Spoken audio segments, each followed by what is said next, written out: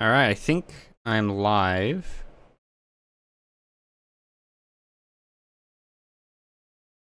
Hey, I think I am live. Hey, I think I am.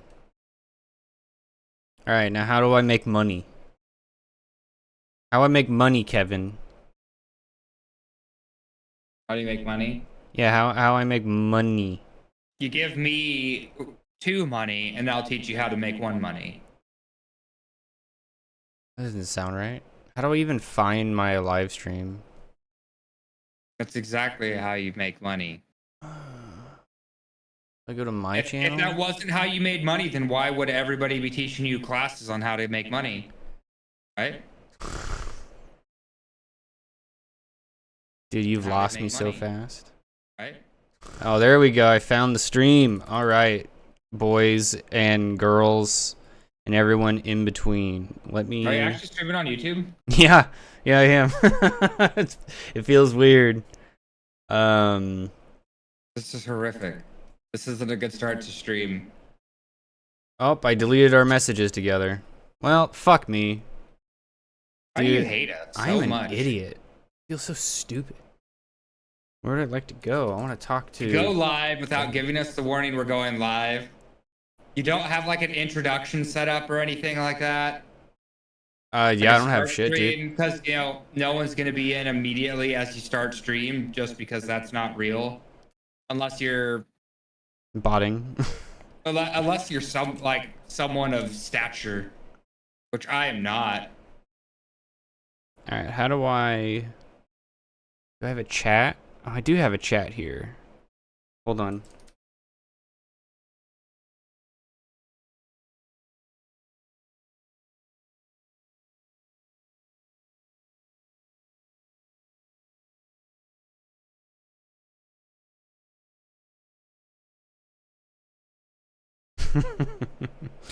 Oh, I'm so funny. Alright.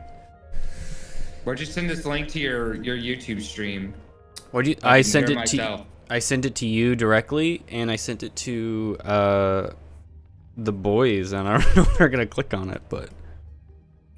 Oh, I should send it to the boomers too. You're right.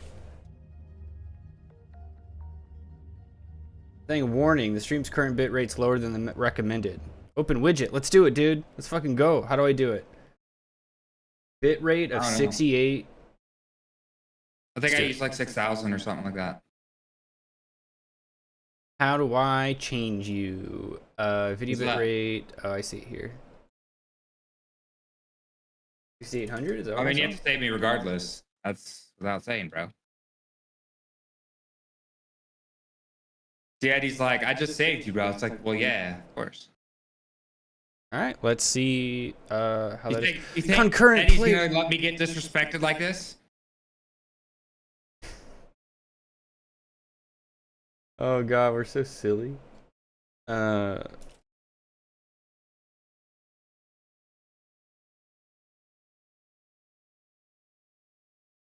me your tail, dastardly fiend.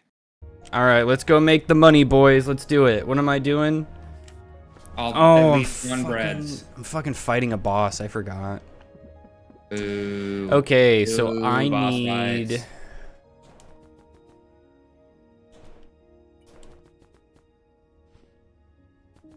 Who even fights bosses anymore? Nobody. I summon in people and let them do the heavy lifting. I try to meme and dance in the background. Easy peasy. You let people First solo try. her? Yeah, Alright, I let everybody solo her. Solo her? I don't even know her. Going solo. Going solo. Isn't Jason Derulo supposed to be like not a good person? Because that was news to me when someone said that. It was like, oh no. I have no idea. I can't keep up with it. So I need... Can't I make other potions? Dude, this Tobokadachi, or Viper, yeah, this Viper Tobokadachi, man, likes to poison the shit out of me. Kind of a dick move, bro. Oop. Okay. Let's put some stuff away. And let us go fight a boss.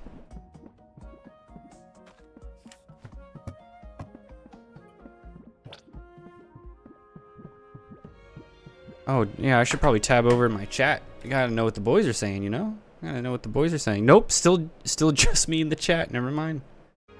I now have 0 concurrent viewers, though. That's fun. I've gained and lost one, I guess. Well, my window crashed. Oh, yeah, that's what they always say. I mean, to be fair, my internet has been running spotty at best. My computer's still doing weird shit. Oh, at some point, I need to get Sierra a newer iPhone so I could steal her old iPhone and use it as a camera. You know, like recycle, basically. Yeah. I mean, you could probably find one pretty cheap online. Maybe. I'm not much of a thrifty guy, as the kids say. They're not popping tags. Not popping tags. Oh, I have another concurrent viewer. Hello, viewer. Can I see my chat? Hold on, I'm gonna go talk to him in my chat. I'm so funny.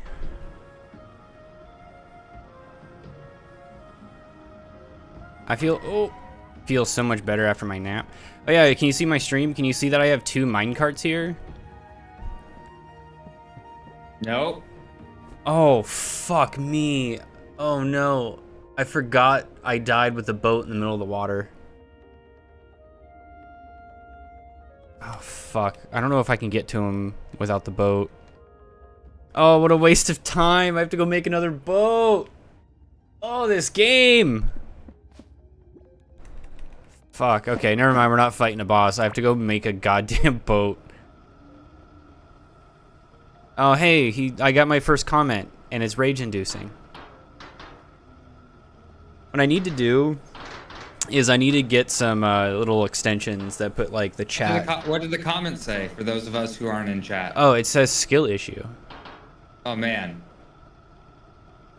Sounds like you need to get good. Yeah, my stream has a bit of a delay on it. Like I'm back at the base. Like I'm looking for the fisherman right now. That's the gap in the market that Mixer filled very well. Flag list chat, bro. Oh god, I have another skill issue. Chat. No. I already have the trolls.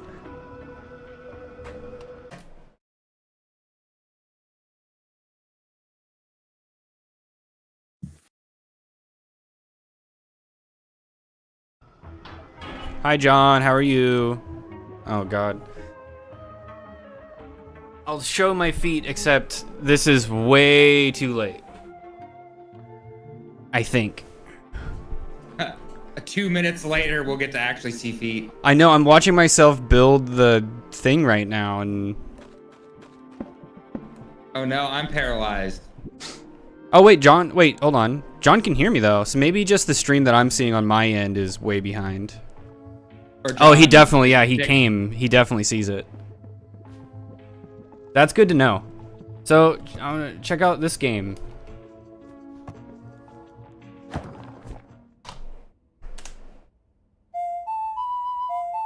Wait, did you tell John to show feet? It's only fair that he reciprocate. No. No, I would never ask that of my viewers.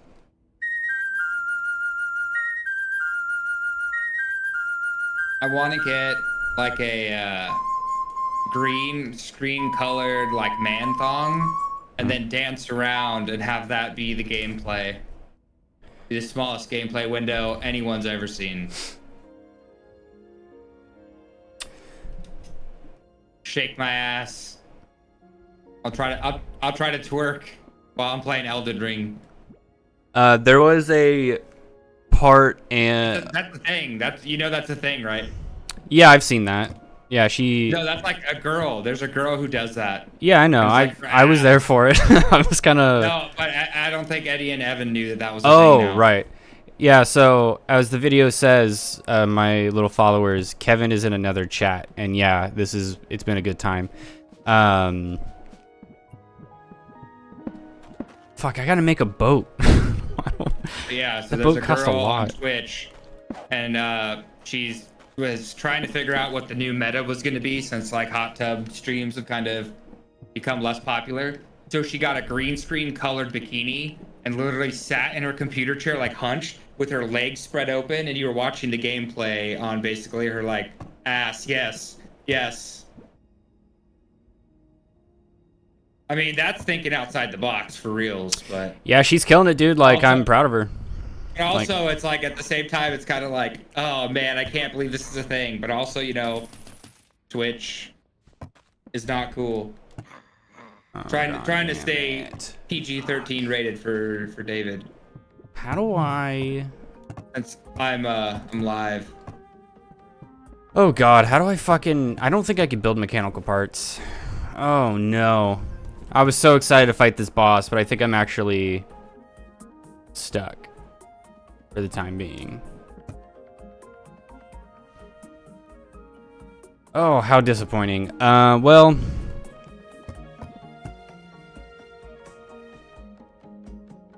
yeah, whatever.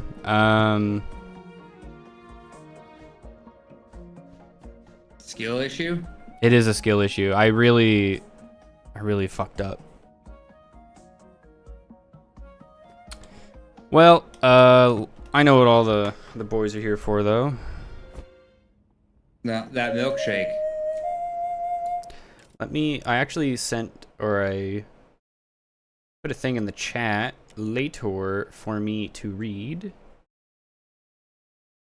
All right, let's see if I can do this.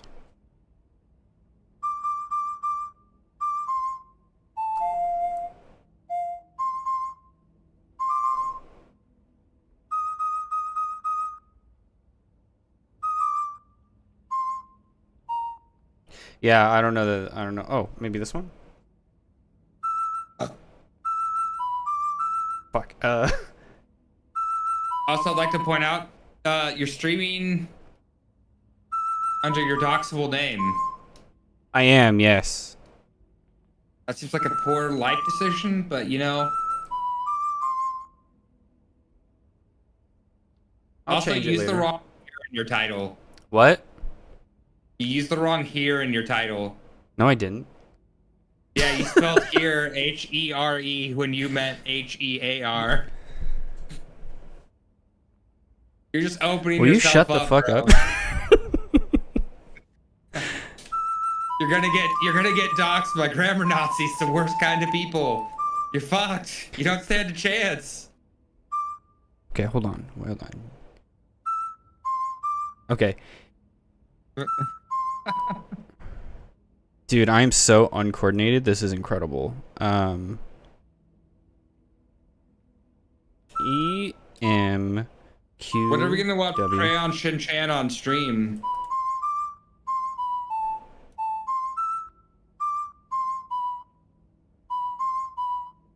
Wait. Who's this? You have to. Yeah. Okay. Remember, I'm in 2 chats. You guys have to specify who you're speaking to. If you're speaking to me, it's like, was that for me or for someone else? Fuck.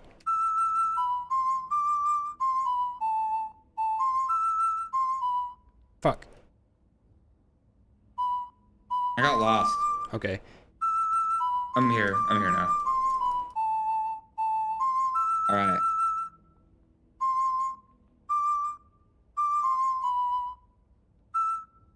I had to run back because oh shit. All right. I gotta use my hot drink. I did it. I hope you guys are proud of me. All right. Back to the game, I guess. All right. Well, hold on. Back. I keep losing all my stamina because of the cold. God, Kevin just complains a lot. I just took a hot drink. Cause I forgot a hot drink, and then I need more stamina. Well, can't fight the boss, any mechanical parts, and I don't know where to go from here. So I guess I'll just show off my base and how. I don't know if autistic's the right word. Probably not. Because, you know, snowflakes are offended so easily today. That's right. I've already pivoted. I'm into the rage bait culture now. I had a mine here. I'm sure you... David, you gotta pick a lane and stay in it, bro. I'm gonna do both. I'm gonna be breadtube and whatever the right likes to call themselves. You're definitely getting doxxed now. Oh no. What have I done? Where's my mail? Oh, I should probably collect those little guys, the little guys there. Oh man, Eddie's gonna dox you and open up a credit card in your name. No. Tell him. Only I will allow it, Eddie, on the condition that you purchase my flight to go out and visit. What's a lot of iron? We'll see how high his credit is. I think he's got a pretty good credit score. I think we're pretty set here. It is a good credit score. So this is my deposit mine. So I got 8 drills on here from every angle that I can do with conveyor belts that feed to an arm that pick it up and put it in a furnace, and then the furnace picks it up and they put it in my chest. And hey David, can you do us a favor? Can you change the title of your stream? To what? We just need to know what your first pet, like, you know, yeah, if you can put that on there, and then maybe your mother's maiden name. Let's see, how do I do that? What would be your stripper name if it's the first street you grew up on and your school mascot? And then your first dog's name. That's your stripper name. It's your mother's maiden name, your high school mascot, and then your first dog's name. Yeah. All right, there we go. I updated the description to have it. Ooh, yeah. And then, David, we need a 9-digit number from you that's most important to you. Okay. If you had to say what 9-digit number was the most important to you, what would that be? It would probably be that Ginny song. So I got sick of riding the minecart to collect things. So I built a... Can you elaborate what this game is? Because I know you've talked about it before, but for people who are new to chat and don't know. So it's... What are we seeing It's here? like Terraria, right? But instead, it's top down. And... yeah, it's just Terraria, I guess. I don't know how else to explain it. Ow! For those of us that didn't play Terraria.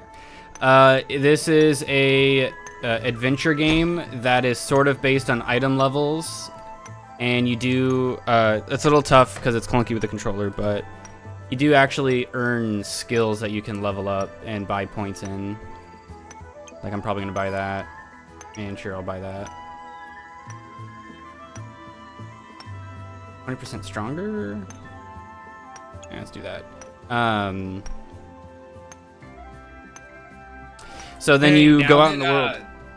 Huh? Now that I have David and John here, when are we visiting? Ooh, that's a great conversation to have. I will be busy in September, as I believe you may be also. And then... oh, I can cancel those plans, ain't that thing? Fuck, I already paid for it. Oh, technically you paid for it too, because you already paid me. I mean, I can always dispute it with my card. Oh, shit. Fraudulent purchase! Fraudulent purchase! My Venmo's been hacked. I don't know. I don't know when. I don't know when would be a good time. October probably. I think we're gonna go to Portland Retro Game Expo. It sounds like my uncle was looking at game conventions, and so we were thinking about possibly going to one in Arizona because that's where he lives now. But the issue for me with that is it would be like 2 weeks before PAX. Like, I kind of am hoping I have a regular job by then, so if that's the case, I, you know, probably can't be doing that. Also, boo. Alright, so before I forget, so you spawn in a world that's made of dirt, And then if you go out far enough, you hit 2 biomes. You get one that's made of clay. And then there's one that is made of stone. And then once you get past that, there's an impassable wall that you have to kill bosses to open. And then from there, the game is infinitely long. So there's like 3 biomes. Looks like I have found all 3 of them, maybe. And they just go on for infinity. As you can see, I have not really explored this little worm here because I just haven't needed to. I got really lucky and I found a deposit at the very front, so I have no reason to really go in here anymore. I'm getting all the ore I need for the time being. And this one's made of water. David, also David and John, if we do October, this could be an interesting aspect for you, John, if you are interested. Because if we're able to time it correctly, we have to drive to Portland anyway. Ooh. And I would be willing to bet that there would be space in the vehicle for you.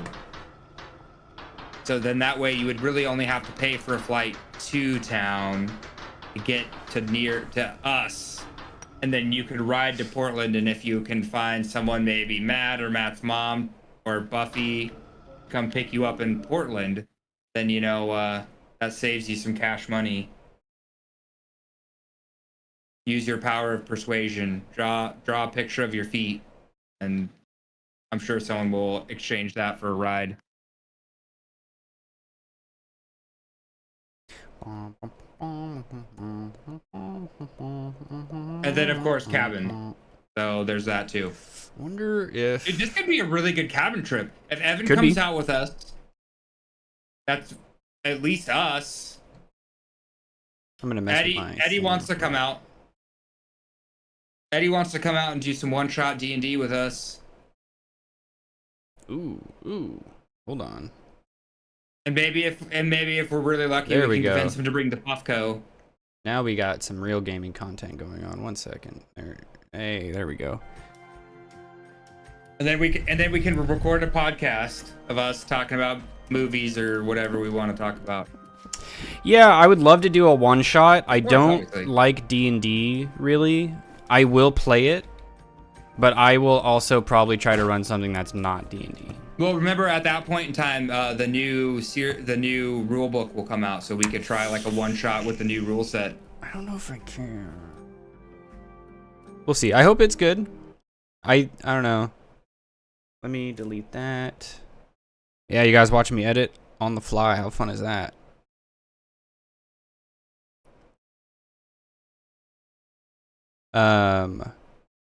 Anyways, yeah, I feel like D&D is exactly what you'd get from Critical Role. It really is talking in accents, and that's it. It's just talking in accents. I feel like the game itself is not too fun. I feel like there's not a lot of customization with the character other than how you like role play it at the table. And I feel like that's exactly what D&D was built for, or at least 5th edition was built for. And I think that's why Critical Role was so popular, is because it just works really well that way. But I don't know. The way I kind of explained it. Can we commit that when we go to the cabin again, that we will do a rewatch of Alone in the Dark? Oh, we have to. That is the craziest movie. I'm kind of like, the funny thing about it is I know I watched the movie, but one, I don't remember any key aspects of the movie whatsoever besides Christian Slater just being in it, and of course the movie pretty much taking place entirely during the daytime. Other than that, I'm pretty sure the rest of it's a fever dream. Ooh. Because my brain has convinced me that the things I saw in that movie were not real. And so I'm questioning like different aspects of the movie that I'm pretty sure I saw, but I'm now convinced myself that it's not real. I remember a part near the end where like the police get involved, like every horror movie, and then they like get attacked or some shit, but I think even that was still during the day. Because the biggest thing for me was that chase sequence, and the chase sequence is 100% why I don't believe it's a real movie. Because there's a point where he is chasing the bad guy, right? And so the bad guy's running from him, and then just in the middle of them chasing each other, they get out of their vehicles, and he starts chasing the other guy. So it's like they switch who's chasing who. I'm like, wait, what the fuck? He was chasing him. Why is he running from him now? And then why is he chasing him? And then it does that like 2 more times where you're watching this cut and you're like, wait, who's chasing who now? Yeah, it feels like And a comedy then movie. It's like I was just I don't know. I still don't think that's real. I feel like I fell asleep during the movie and my brain just never processed that part of it. I'm very excited to watch Hudson All right. Hawk again. Oh God, with everybody. Hudson Hawk. It hurts. I was such a big Bruce Willis fan growing up, and I was always upset that my parents would not let me watch Hudson Hawk. And I don't remember the reason they gave me for why I could not watch Hudson Hawk. Maybe it was just because it was rated R, which is weird because I watched Die Hard as like a 5-year-old. Parents. But A bunch of weirdos. but couldn't watch Hudson Hawk, and now I watch it. I'm so confused. Like, did they have like the did my parents know this was a bad movie and we're like, no, dude, we can't. Oh, he's capable. There, trank bomb. Get over here, bro. He flew right over it. When I was you dick. When I was a kid, I'm pretty sure our grandpa was a cinephile in like every aspect. Like he had beta tapes, the VHS tapes. I'm sure he had everything else too. And I remember as a kid, I'm pretty sure he had like movie channels. So I know I've seen like bits of Starship Troopers. Like everybody was watching Starship Troopers and I wasn't allowed, like they made me go to bed. And I remember watching Tales from the Crypt a lot.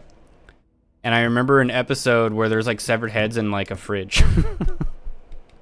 Yeah, I've seen a lot of crazy Starship Troopers in theaters. I saw it in theaters. My dad, I can't remember what it was, but I just vaguely remember like my dad being like, hey, let's go see a movie. It's just the 2 of us. Like, let's go hang out. I was like, okay, cool.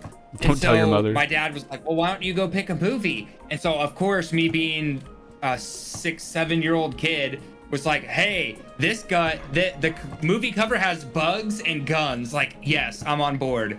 And then going and seeing the movie and my dad just being like, what the fuck is happening right now?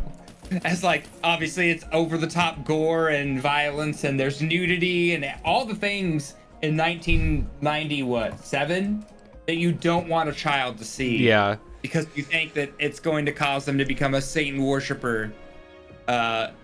So it was just like, I just remember my dad being like, oh my God, you can't see this. Oh God. What have you done? Like, yeah. Type thing. Like, oh, fuck. I'm going to get in so much trouble for bringing you to this movie. Don't tell your mom type situation. Like, oh man. How cool. How cool.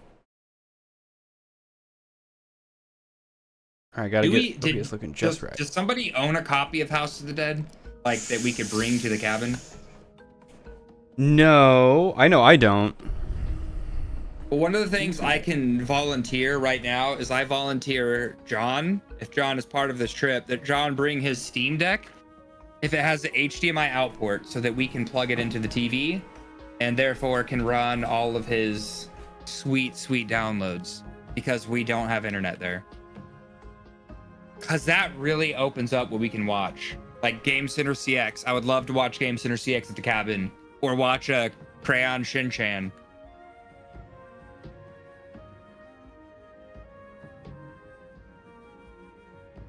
No.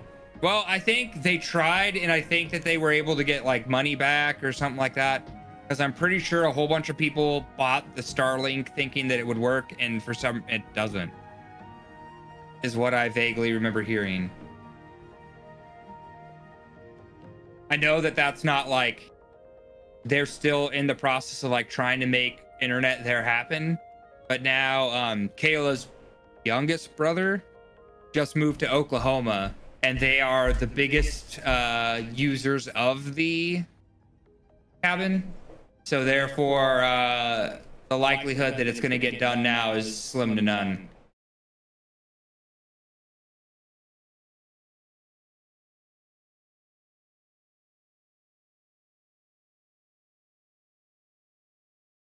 because they like practically lived at the cabin. They were the ones that were like, yeah, internet would be kind of nice, but also like, we could kind of live without internet. But it would be nice to have in like the case of an emergency, or just like, you know, be able to check emails and check Facebook and stuff like that. Oh, you know what? I'm doing this wrong.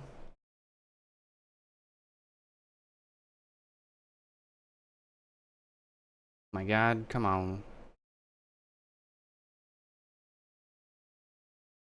Man, OBS is, I don't want to say the worst, but best? man.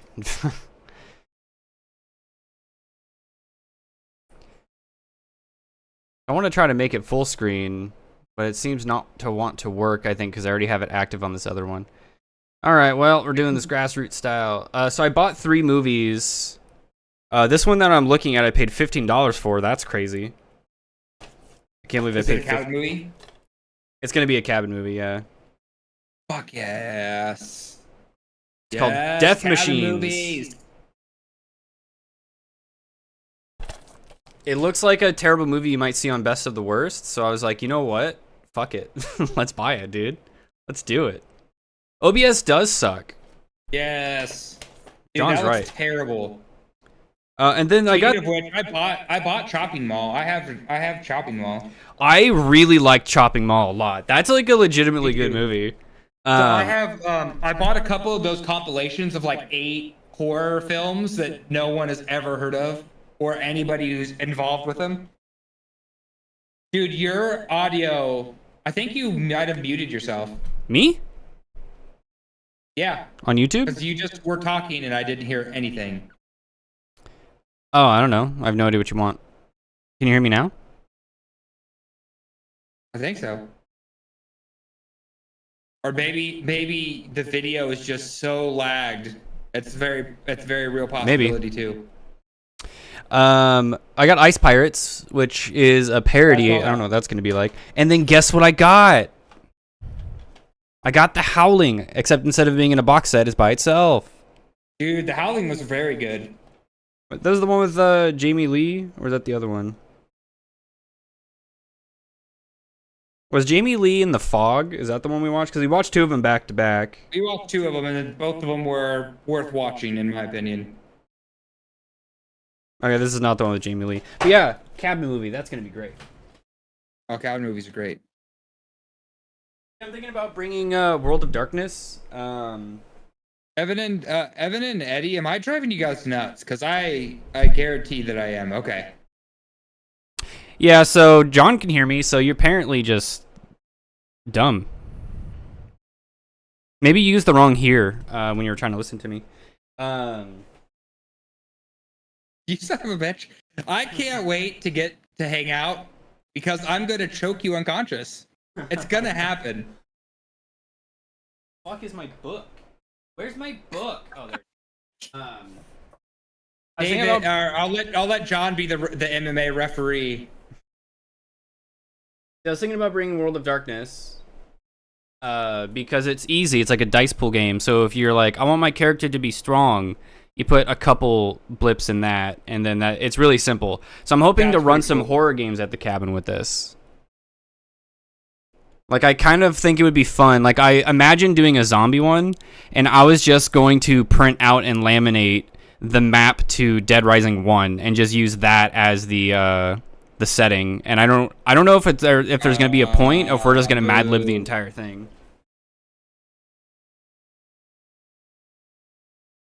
I know the other option was The Expanse. Because I bought The Expanse. I own too many RPGs that I have not played, but just the promise of what it could be is enough to sell me on them.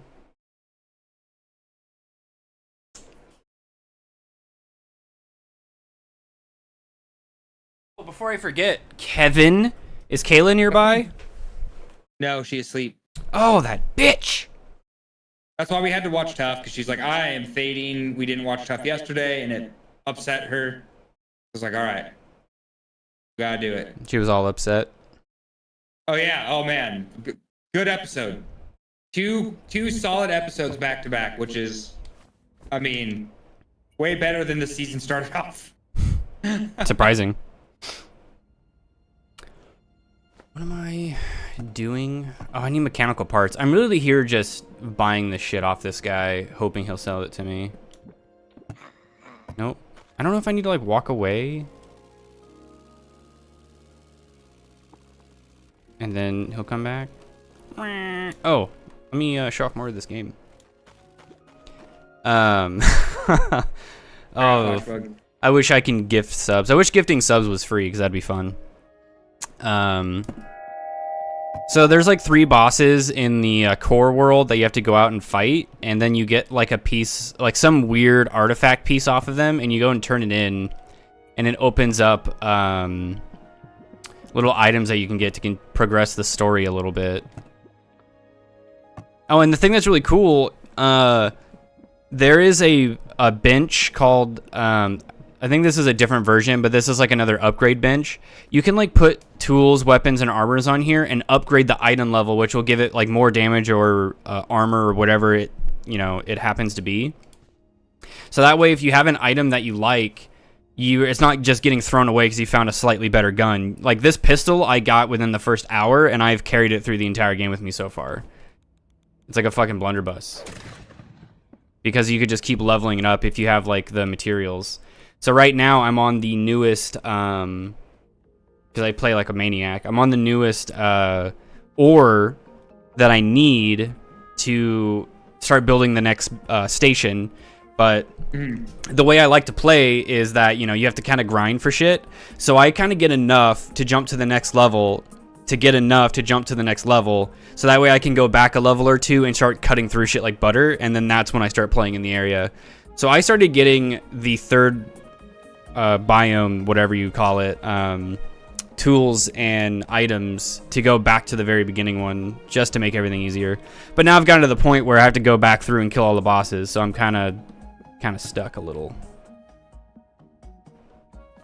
Ooh. Cereal, huh?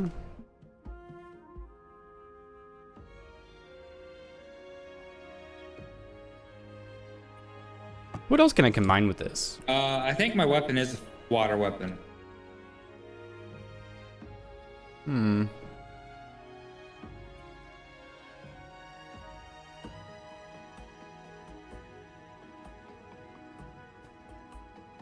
Oops. Man, I wish I had Kevin here to read my chat for me. Then I would be a successful streamer. Pull that up, Jamie. Because, as poor as his hearing is, he can at least read.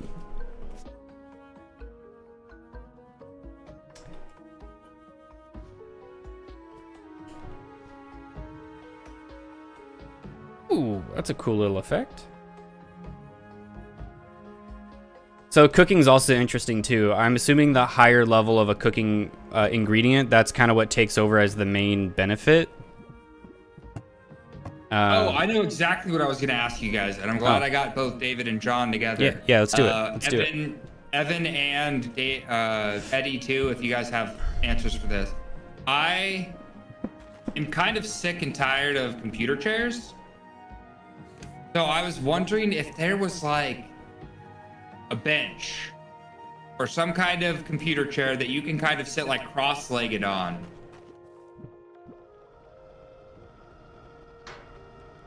Like I thought about it, like kind of like we have like this little table. I don't think it'd hold my weight very well, but like I could put like a cushion on it and sit on it. I don't know. Yeah. I got a Herman Miller chair on a sale. Are made with the idea to like sit cross-legged. I'd feel like it'd be too like narrow. You know what I'm saying? Mm-hmm. Like my ankles would be sticking off if my butt's on it. Probably have to just get a couch. Right. En route. Like a sofa. Well, like, so I have this little tiny IKEA table. And it would be perfect for doing exactly that. Like a single cushion fits on top of it. But it's not sturdy enough where I feel confident that it can hold all of my weight and not like break and destroy my knee. Oh. Ah. Yeah, because I have one of these secret lab chairs, and it's awful for sitting cross-legged. It's like I want to, because, oh man, we've been sitting on the floor more frequently, and it's like been great for my hips, but they're still not where they need to be. Like sitting on the floor still hurts. Like being in Japan, that was like one of the rough parts. I was like, oh God.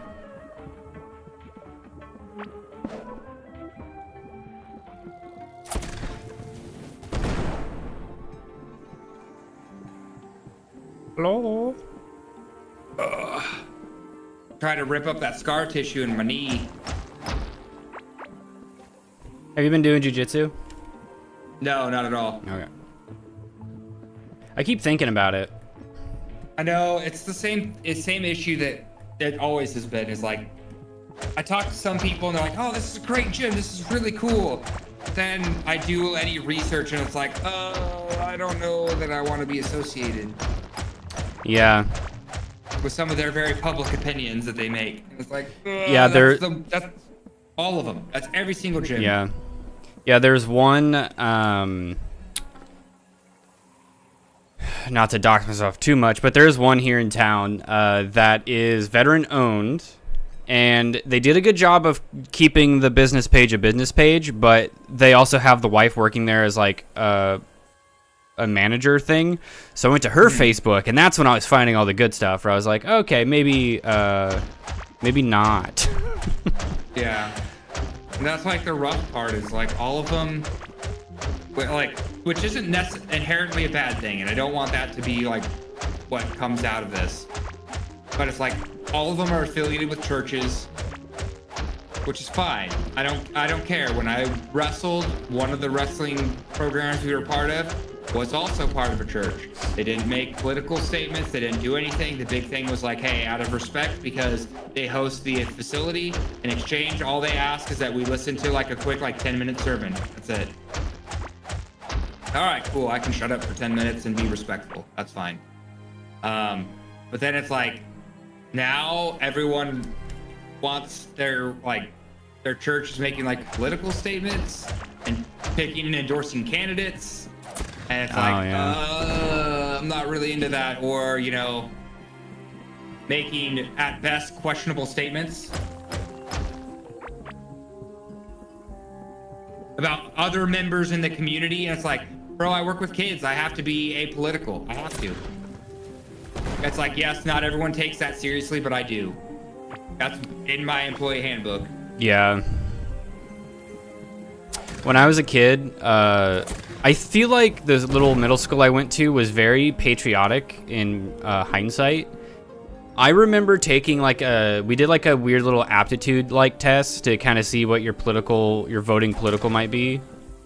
And I remember getting liberal, not knowing what that meant, but the teacher's like, yeah, you should probably keep that to yourself.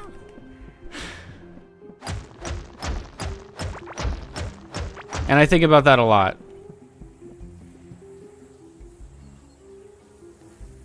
Yeah, I've been watching a lot of videos about the jiu-jitsu and gyms and stuff, and it seems like it's kind of a crapshoot all the time with like the kind of people that go there.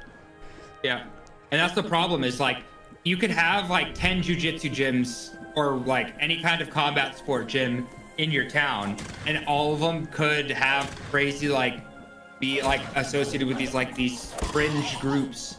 And it's like I'm not here to make a political statement. I'm here to train jiu-jitsu, or I'm here to do whatever.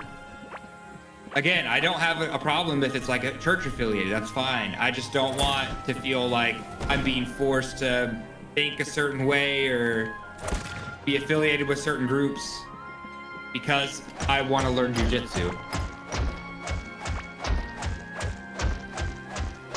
Yeah, I heard the jiu-jitsu gyms used to be a lot worse too, with like heritage and lineage and bullshit. Yeah, I mean that's a big thing in jiu-jitsu. Valley Moss. Oh, did you watch the podcast with Cub Swanson with Jackson? He talked about how when he fought one of the Gracies, where no gym would train him or let him train there because they didn't want the publicity of training an enemy of a Gracie. Yeah. He could not get anywhere. And when they beat him, they made him sound like he was like a champion because he won some local event. And they really dragged him through the mud, and he took that very personally. Yes. It's kind of weird because like that's kind of how that gets.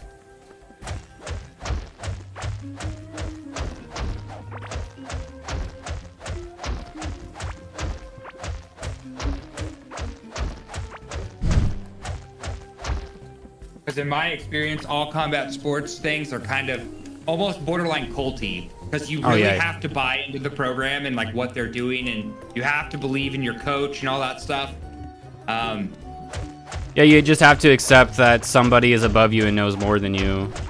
Yes, and you have to just blindly follow them.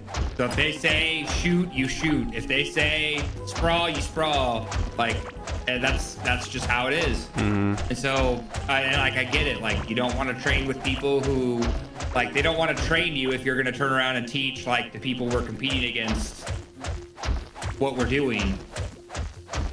But at the same time, like as a whole, as a sport, you need to like do that to grow forward. Like, let's get better together. Let's make the sport better.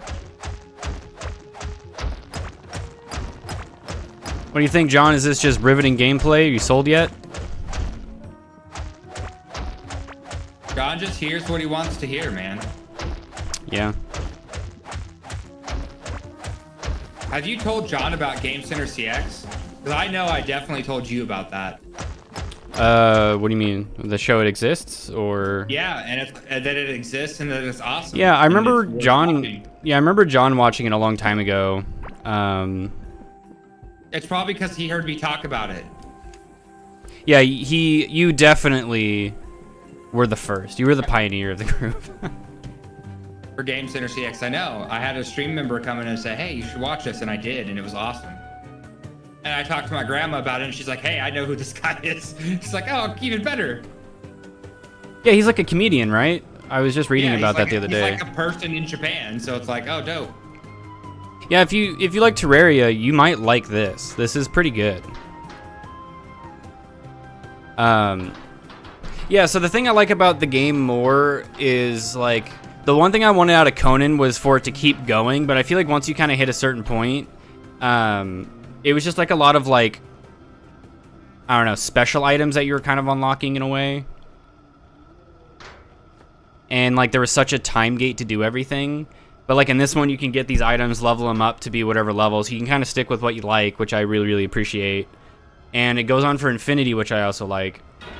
But also, you don't have to go out and mine it by hand. If you find these deposits, they'll give you huge chunks for you to continue to go play the game and do something different, which I really, really like.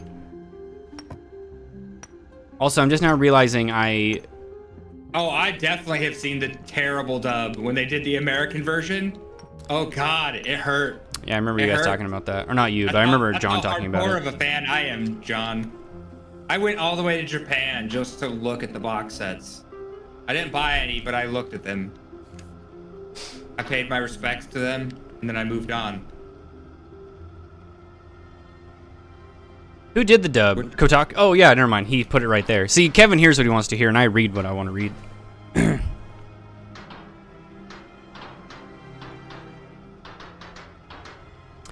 Yeah, I need to watch the Game Center stuff. If David had watched the new episode of Tough, he would know that dyslexia is not a weakness, but a strength. Oh, God, that sounds awesome. Dude, that show... I want that season to be so good. Dude, I'm telling you, the last 2 episodes were actually very, like, the best of the season so far. The fights were great, and, like, the fighters, like, little profile thing, they were the most intriguing of all of the fighters we've seen so far. That's good. That Nord guy was really, really selling the season for me. Oh, he was, and so that's the thing, is, like, you see, like, the next group of people that you see are genuinely, like, good people, and you're like, oh, man... I can't vote for both of them. I can't root for them both because they're fighting each other. Mm-hmm. It's fun. It's a lot of fun. It still doesn't capture the spirit of what I think the show is. I'm still confused by most of the choices they make in regards to the show. I feel like the show is being, like, directed by people who don't like it, and like they intentionally try to make it boring, and they take the character away from the show. Yeah, 100%. I don't know. I feel like that something needs to change, and I really do feel like it needs to be experimental. I think I've said this every time, but they don't really let like the fighters dictate like what's on the show. It's like, this is what you guys are gonna do. This is kind of what you guys are gonna say. We're gonna ask you the same interview questions that we ask literally every other fighter. And it's like that. Did they not watch? I feel like I'm crazy watching the show because it's like, did literally anybody watch any other season of the show? Because it doesn't seem like the fighters did. It doesn't seem like the people working on the show did, to like understand like what makes the show special, both from like a fighter's perspective and from like a production standpoint. It's very strange. I feel like I'm in an alternate dimension where I've seen all those seasons and no one else has. Because it's like the fighters fall in like the same pitfalls. They make the same stupid comments, and it's like, if you had done your homework, you would have an answer to like this thing you're bitching about. It's wild. Man, I miss Chris Lieben. Oh god, exactly. And see, like that's the kind of stuff. Like if Chris Lieben was on a season now, you would never know. Because they wouldn't feature him until it was his episode to fight. And then he would get like his 10 minutes of fame, and that's it. John, in my defense, it's hard for me to listen to Japanese and play games at the same time. Not just because my attention span, but also because I don't know Japanese. So I really need to take the time to sit down and like actually watch it. It's so much fun. It's so good. Oh, how dare you? I'm gonna watch it. Kayla wants to watch it. If you want me to watch something, the best way to do it 100% is to convince Kayla to watch it. Watch Planet of the Apes. You got, again, convince Kayla to watch it. You convince her to watch it, she'll be like, I wanna watch this. Okay, cool. Dude, have you seen the movies at all? Have I? I feel like I've seen the first one. Like, I mean, I think everyone has it, let's be honest. The second movie is a little different. The second movie is closer to like what I expected, like visually and like how it was filmed. Like the first one felt like a very unique movie. The second one I felt was more what I expected. The ending was wild. I'm just gonna spoil it for you. No, I'm not gonna spoil it. It wraps up very quickly. It's really fun. And then the third movie feels like a comedy. It's really weird. Like I feel like something's got to be happening soon to like get a point across. But as of right now, it feels like a comedy. Are you capping him? Bizarre.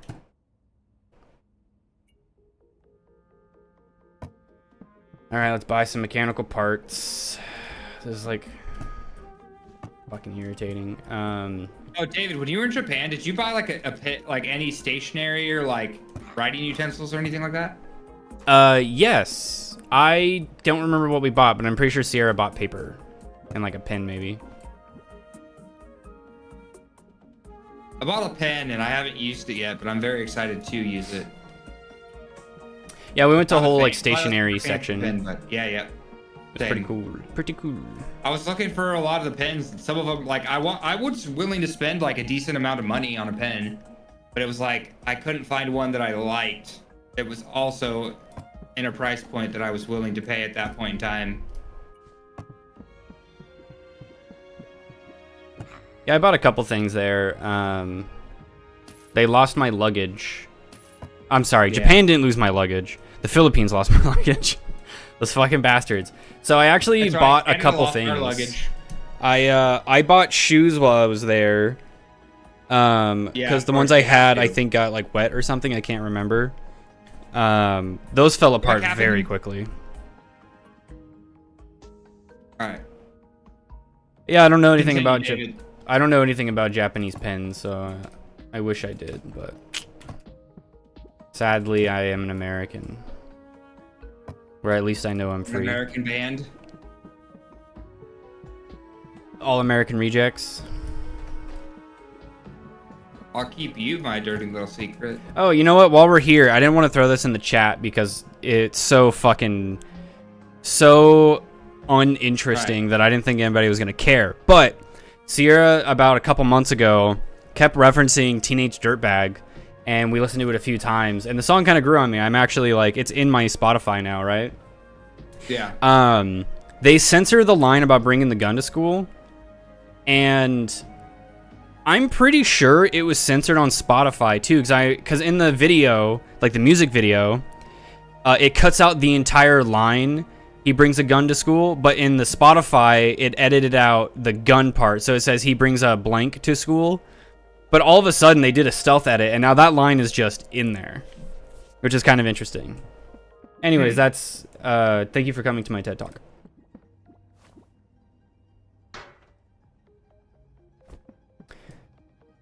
Well, GG's. Good night, Evan.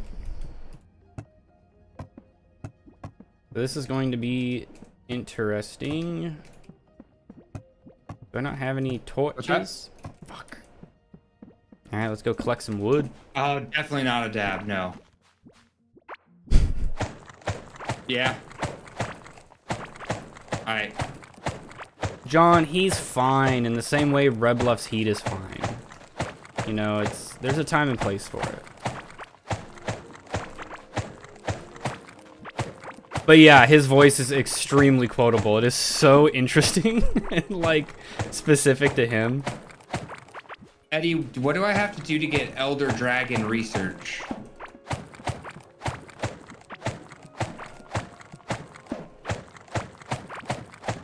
I think he ran off. Yeah, he's gone. I know Evan left. Oh, some interesting updates. Oh, perfect. I have a server Load it up. that I might be setting up soon. We're going outside, right? For games. And Braden decided that he wanted to set up like a Plex server, but he settled on Jellyfin. So we may be setting up a little streaming server thing that could be pretty cool. I'm kind of excited. What do you mean by that? Did you just meme? Can you elaborate? Do you just meme on me right now? Elaborate. It's like, 'cause I've heard of Plex before, but I'm not entirely sure what it is or what it does. Are you talking about like you would have like your own channel that you can all stream to? oh, it'll be like media. So if we have like a movie that we want to like share, we put it on there and we can use it as like a Netflix thing. So you can go through like your library and play stuff. See, I was thinking that's kind of what Sky's server was going to be like, and that's kind of not what it is. Oh yeah, yeah. Because I would love to be able to watch the videos from there, but it doesn't work with MKVs. Yeah, disappointing. Apparently. But yeah, super disappointed. I mean, they obviously know what people are using it for and are trying to do the bare minimum to prevent them from doing that. But yeah, so with Braden, when he was researching it, he was also thinking about doing Plex, but Plex doesn't have an open source, and they actually like sell your data, so they actually like collect what you do with it. Oh no! Whereas Jellyfin, I think, do. is not as well liked as John was just saying, but it is open source, so it's a little cleaner to use. So that's what he settled on. So we'll see how it works and if we actually get it set up. But that could be cool. That'd be fun. I'm more interested in the game servers, though. Yeah. Setting up like a VM for every single server. You just log into like one OS and deal with stuff. I'd say we could do a Tarkov server, but that doesn't matter anymore. Well, that just depends. What? I don't want to pay extra to be able to play single-player Tarkov. Yeah. You bought Edge of Darkness, right? Just making sure. Yeah. Yeah. Okay, just making sure.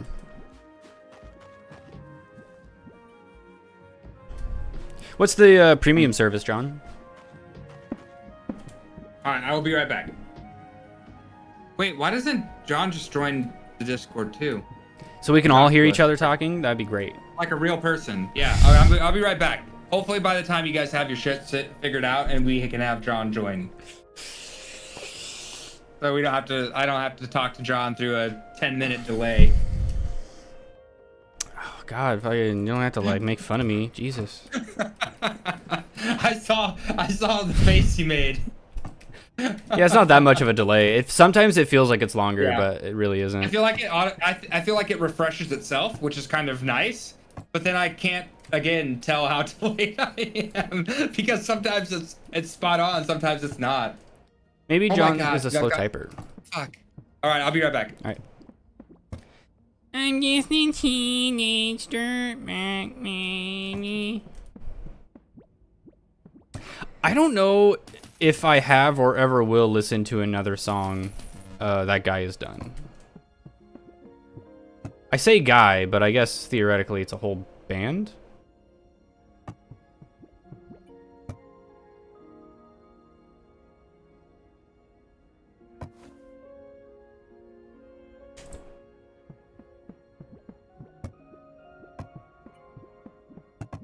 God damn, there we go. I guess I could plant something. Hello. Hello, John. I didn't join before because you guys are streaming, and that's different than just jumping on a call. Yeah. I don't care. I know you don't. Kevin might. I don't know. I didn't want to assume, even though I've been told like a million times that it's an open invite. You know, well, whatever.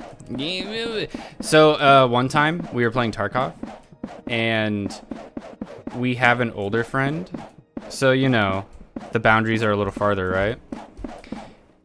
And Kevin stepped away to go to the bathroom while he was streaming, and then the friend saw we were playing, so he kind of like jumped in and he dropped an N-bomb. He's like, "What up, guys?"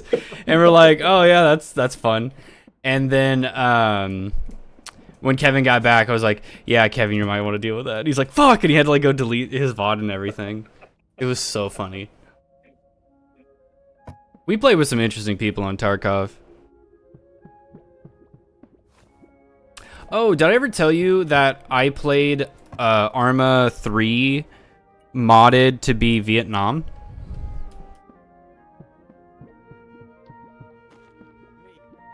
What's up? No, you want to play with me? I'm streaming. I have 2 viewers, and one of them is in the chat and the chat. One viewer? Yeah, we got John to join. I sent it to everybody. No one cared. Let me turn my. Okay.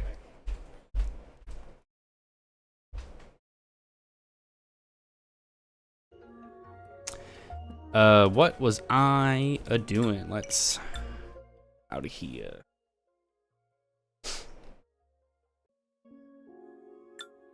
John Wack. Yeah. What's he doing? I don't know. He was talking to us about things that he could when he was typing. You over there? We were also talking about maybe doing a trip, but it was kind of tough over Discord. Also, the thing that was really fun was Kevin was in a Xbox game chat while he was in chat with me, so he was having a conversation with like 2 different groups, and I was having a conversation with him and John through the YouTube. So I was having a conversation with 2 different groups. So Kevin was also having a conversation between 3 groups all at once. It was very funny. Very funny. Is it plugged in?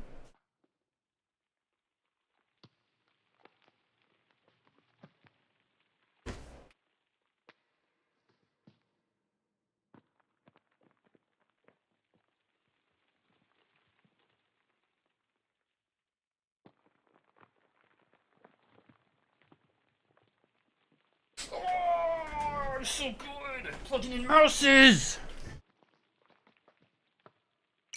I love you too. Do I need to send you the ID again? You know what? When you join, let me see if I can actually do like a management thing with you. And see if I can just have you join like a whitelist or something.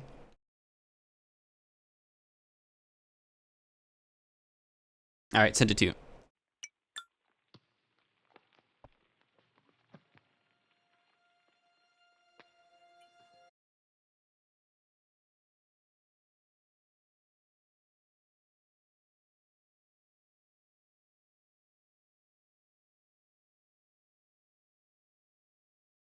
Move myself to the other side just for fun. So you can't hear me anymore, right? What? Brayden told me this morning. What did Brayden tell you? GC. GC, I had no idea. I had to look it up. He said he thought it was common knowledge. Hey, John, you there? Yeah, I've been here the whole time. Oh, you're really quiet all of a sudden.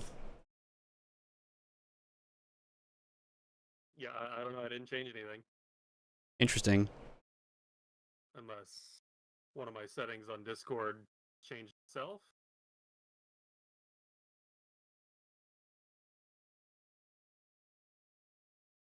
Interesting. Well, I have you bumped up to like 150 now. 200? Yeah, nothing changed. Interesting. I don't have independent mic audio or anything.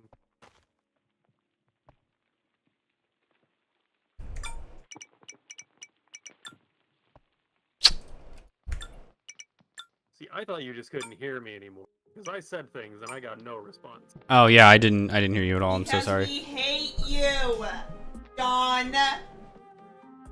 What did Sierra say? Oh Jesus. I fucking. I mean, this stream is scuffed. You should just get on some headphones and jump in here so you can hear us twice. That'd be really funny, actually. I think so. And if he has my stream up, he's gonna hear us 3 times, or he's gonna hear me 3 times. Do it. Oh, that means I'm probably gonna hear you too. I would never jump on the voice call with the stream audio going. Again.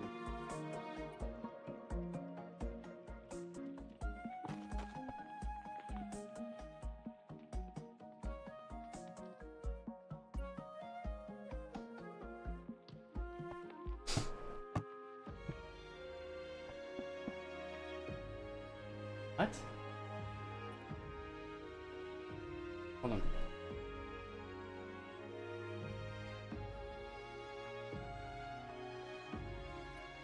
Oh, because it's a server. Alright, have it send it.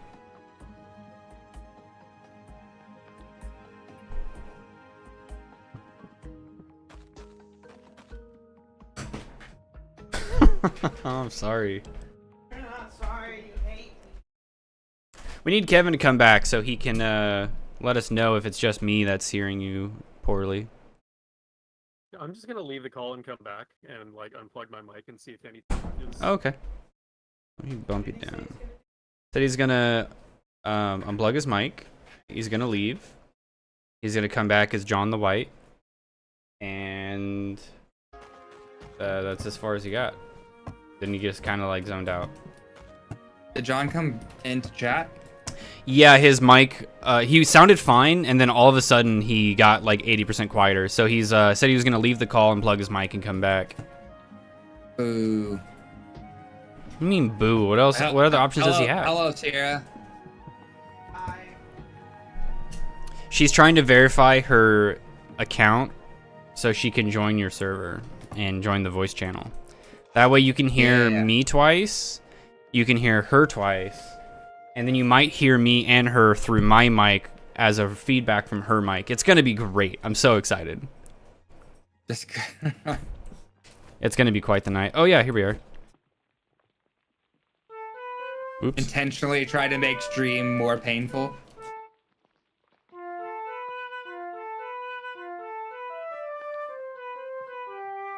Also, Sierra, there was another song I was trying to play. Let me see if you recognize it, okay? Okay.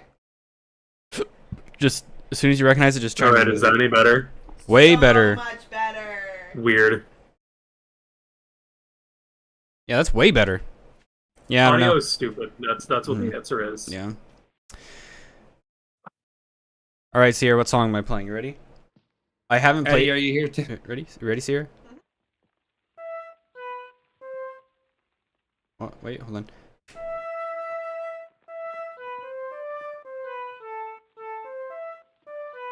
Oops. Oops. Damn it. Try again. Try again. It's so hard. It's like all keys. It's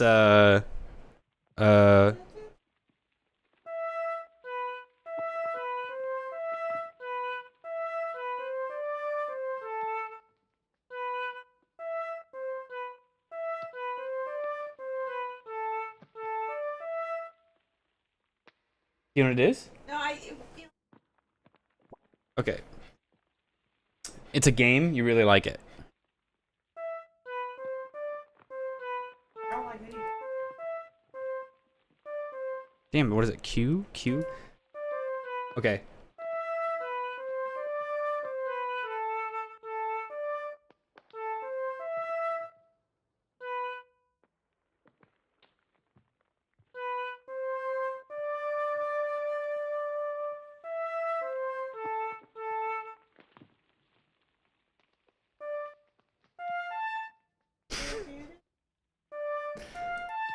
Oh, fuck me. Damn it.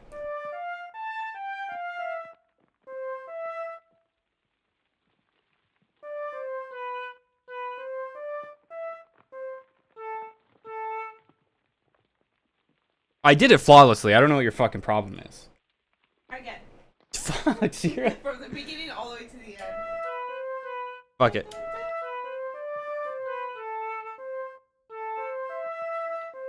Fuck. It's that. No, the real big brain move is to go get yourself a MIDI keyboard and Yeah.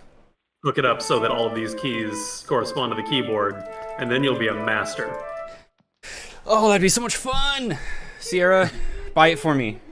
What song is David's that? gonna have to start taking piano lessons so he can be better at his game. Yeah. Oh, that's another cool And then thing. have somebody. Then I'll come down and visit, and as a joke, I will rebind all the keys to different things. So when you try to play, it's all gonna be all fucked up. What a joke. Another thing that's kind of fun about the game is that there are randomly spawning little vaults that you have to play music to open. They'll have little notes on the door that you have to kind of play and figure out which ones light up, and then play the melody in a row, basically. Oh, that's cute. It's really, really cool. Oh, what about this one, Sierra? Oh. Yeah, I don't know. That's I don't know what that one was. Tetris is cool and all, but that's not my Tetris. I didn't own a Game Boy, so the Tetris theme means nothing to me. Yeah. The last song I was just playing was Among Us. I had Tetris for the NES, and all the tracks in that were just like Russian folk music. Mm-hmm. Oh, John, did you look at the games I got when I was in Japan? Yes, but I don't remember what they were. Fuck. I found Sweet Home. That's like a big Oh one. yeah, that's right. Super hyped. I found Missouri Falls too. So I'm finally like, I think I'm gonna finally like play it. I'm so hyped. I'm so fucking hyped, man. And obviously, stupid question, you have hardware to play these things on? Of course I do. I bought 2 PlayStation 2s while I was out there. I went to a bookstore, the Book Off, and they had a reasonably priced PS2, and I was like, fuck, you know, all right, I'll get one. I'll get it. Because I bought another one. I bought one for like $20, but it was like junk, but that didn't have anything wrong on it. So most of the time when there's a junk item, it'll say specifically what's wrong with it. Like the disc reader doesn't work, it doesn't spin or whatever, fuck, it doesn't turn on, shit like that. And this had nothing, it just said it was dirty. So I think I might have gotten a working one for like no money. But I paid for another one, and we go to fucking checkout, right? And it's like, oh, that's a good price. And usually it shows you what it comes with. So it's like, oh, it just looks like the console. So that's probably all it is. And I'll have to use my own power cord and hookups and shit like that, which is fine. It's compatible with the American version. That was going to be my next question. Yeah. So so I fucking take it to checkout and they're like, oh, do you want the box? And I was like, what? They're like, yeah, it comes with a box with all the stuff in it. Like, fuck yeah. So it's like I paid like nothing for this complete in-box PS2. That's like the manuals, it has the controller, everything. That's like, crazy. fuck. Yeah, dude, Japan is wild as far as like collecting goes, because they just don't, there's so much collectible shit there that like some of the stuff they're just like, dude, I don't give a shit. This isn't worth $1,000. I don't care. And everything is just like, they just make up kind of pricing on the spot, and they're so vastly different. You'll go to some, it'll say it's junk, so you'll pay like $2 or something because it says like there's label damage, and you look at the label, there's fucking nothing wrong with this. What the fuck? This person has to be so anal about like the condition their games are in. Like the smallest thing is like makes it worth nothing. So when you find those stores, it's like you just can't leave the games behind. Because you're like, there's no way I'm getting a better price than this anywhere I go. But then some of them are like, they're just like, oh, this is like, oh, it's homebound. And it's like, oh, or like Mother 2 and 3. And it's like, Mother 2 is not worth very much. I bought a copy myself because it was like less than 20 bucks. Mm-hmm. But it's like, you'll find it and it's just like an outrageous price. And it's like, oh, this person just like has a vague idea. And it's so crazy that you'll go to the same fucking franchise in the same city that are blocks away from each other. And they have vastly different scales on how they grade shit. So it's like my sweet home I got for less than 50 bucks because they said it's damaged. It's like, dude, it's just old. That's it. Do you think that's like the more expensive ones are in more where like tourists go more, so they know they can hike up the prices? Kind of, because that's the only place I found a copy of Mizurna Falls. I'm really upset about that, by the way.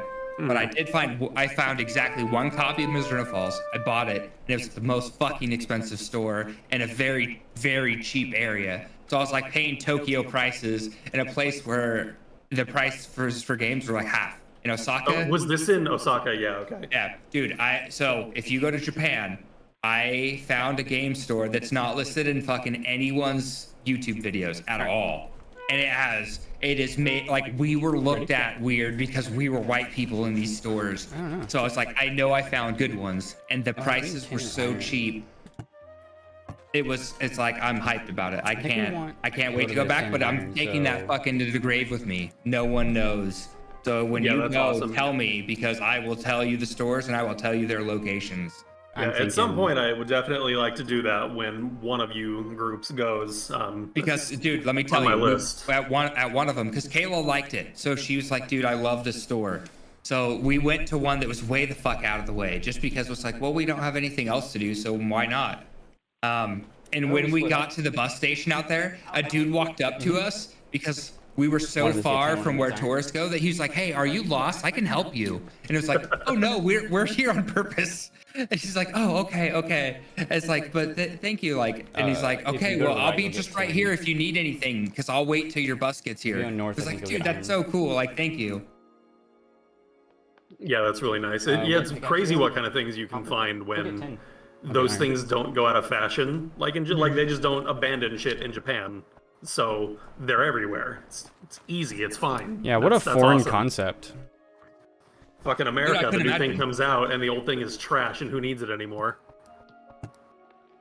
Well, it's like, yeah. So we were talking to this guy from Australia when we went and lived our night as a salaryman. I'm so bummed, John. I'm so bummed you're in here so late because Kayla went to bed. Kayla has been so excited to tell you about our lifestyle as a salaryman. It's like, I know exactly when I said I'd live the life of a salaryman. You guys were like, nah, I didn't. No, we did, and Kayla can confirm it. Because Kayla's like, this is fucking crazy. Like, what the fuck are we doing? We're too old to be doing this shit. It's like, oh my god, like this. No, that's the peak salaryman experience. Oh, and that's you're not doing it right unless you're in your 30s. Like, Kayla's like heard us talk about it, but like not really like listened. So she's like, dude, what the fuck did I sign myself up for? It's like, this Kayla, this is the best. Because like my buddy, he's a salaryman. He has a 6-month-old, by the way. So 6-month-old on top of it. Works a full ass day. Gets off work at 7:30 at night. So he had to stay late to finish some things up before he could leave. Right, because the boss was not gonna leave until that was late. So you know, we gave him. So eventually we gave him. I'm gonna try to remember to tell that in proper sequence. Remind me if I leave it out. So he gets off at 7:30 because he had to stay late to finish some stuff up. So he gets off. He's like, "Oh hey, I just gotta change. Meet me at my apartment." And it's like, of all the places we could have fucking stayed in Osaka, this big ass town, we stayed 9 minutes from where he lives. Oh, nice. Like we walked there.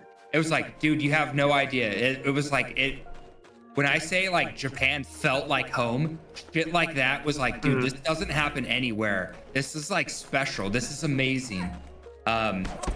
It's because like I only really got like we travel to a lot of places, and the only places that immediately feel that way are Europe to me, like Austria, and yeah, I was gonna say probably Austria, and now Japan. Like I like Mexico every time we go, and it's like, man, I could see myself like staying here for a little bit, but not like I could call this place home and never leave. Like Tim Rogers was like, I took a vacation for 6 months and it accidentally turned into 10 years. Yeah, he just so like went. That's kind of how it felt. I mean, honestly, so, like- Japan feels like some crazy guy just kind of stood up and was like, I know how to build a city. And then Japan was born. Like, the place feels great. Well, I mean, if you had Godzilla it's an destroying island you with no every natural couple years- resources. That's kind of what happened. If you have Godzilla destroying you every couple of years, man, you got to be pretty efficient, right? Right. Because did you see that video? Because that was cool as shit. Seeing the destruction of, of the Tokyo Metropolitan building, because we went there. Fucking Kayla convinced me. I didn't fucking think about it, but she's like, "Oh, let's go up there. We can see the skyline." It's like, "Oh, that sounds dope, yeah." And then I get up there and it's like, "Oh, why am I doing this? I'm deathly afraid of heights." And I see as we're going up the building, like up the elevator, it's 45 fucking floors up. So it's like, oh no, like I am gonna die. Like I am very anxious now. And so Skill issue. we fucking get up there and immediately I get should have French fried. immediately when we get to the top, I get fucking sea legs where I'm like, oh fuck, like this sucks. Like, God, no, I can't move. Like I'm stuck. So it's like, she's like, come look, and it's like, fuck, dude, like my legs, I'm like using all my strength to drag my ass over there to look. And it's like my body's going into like full panic mode.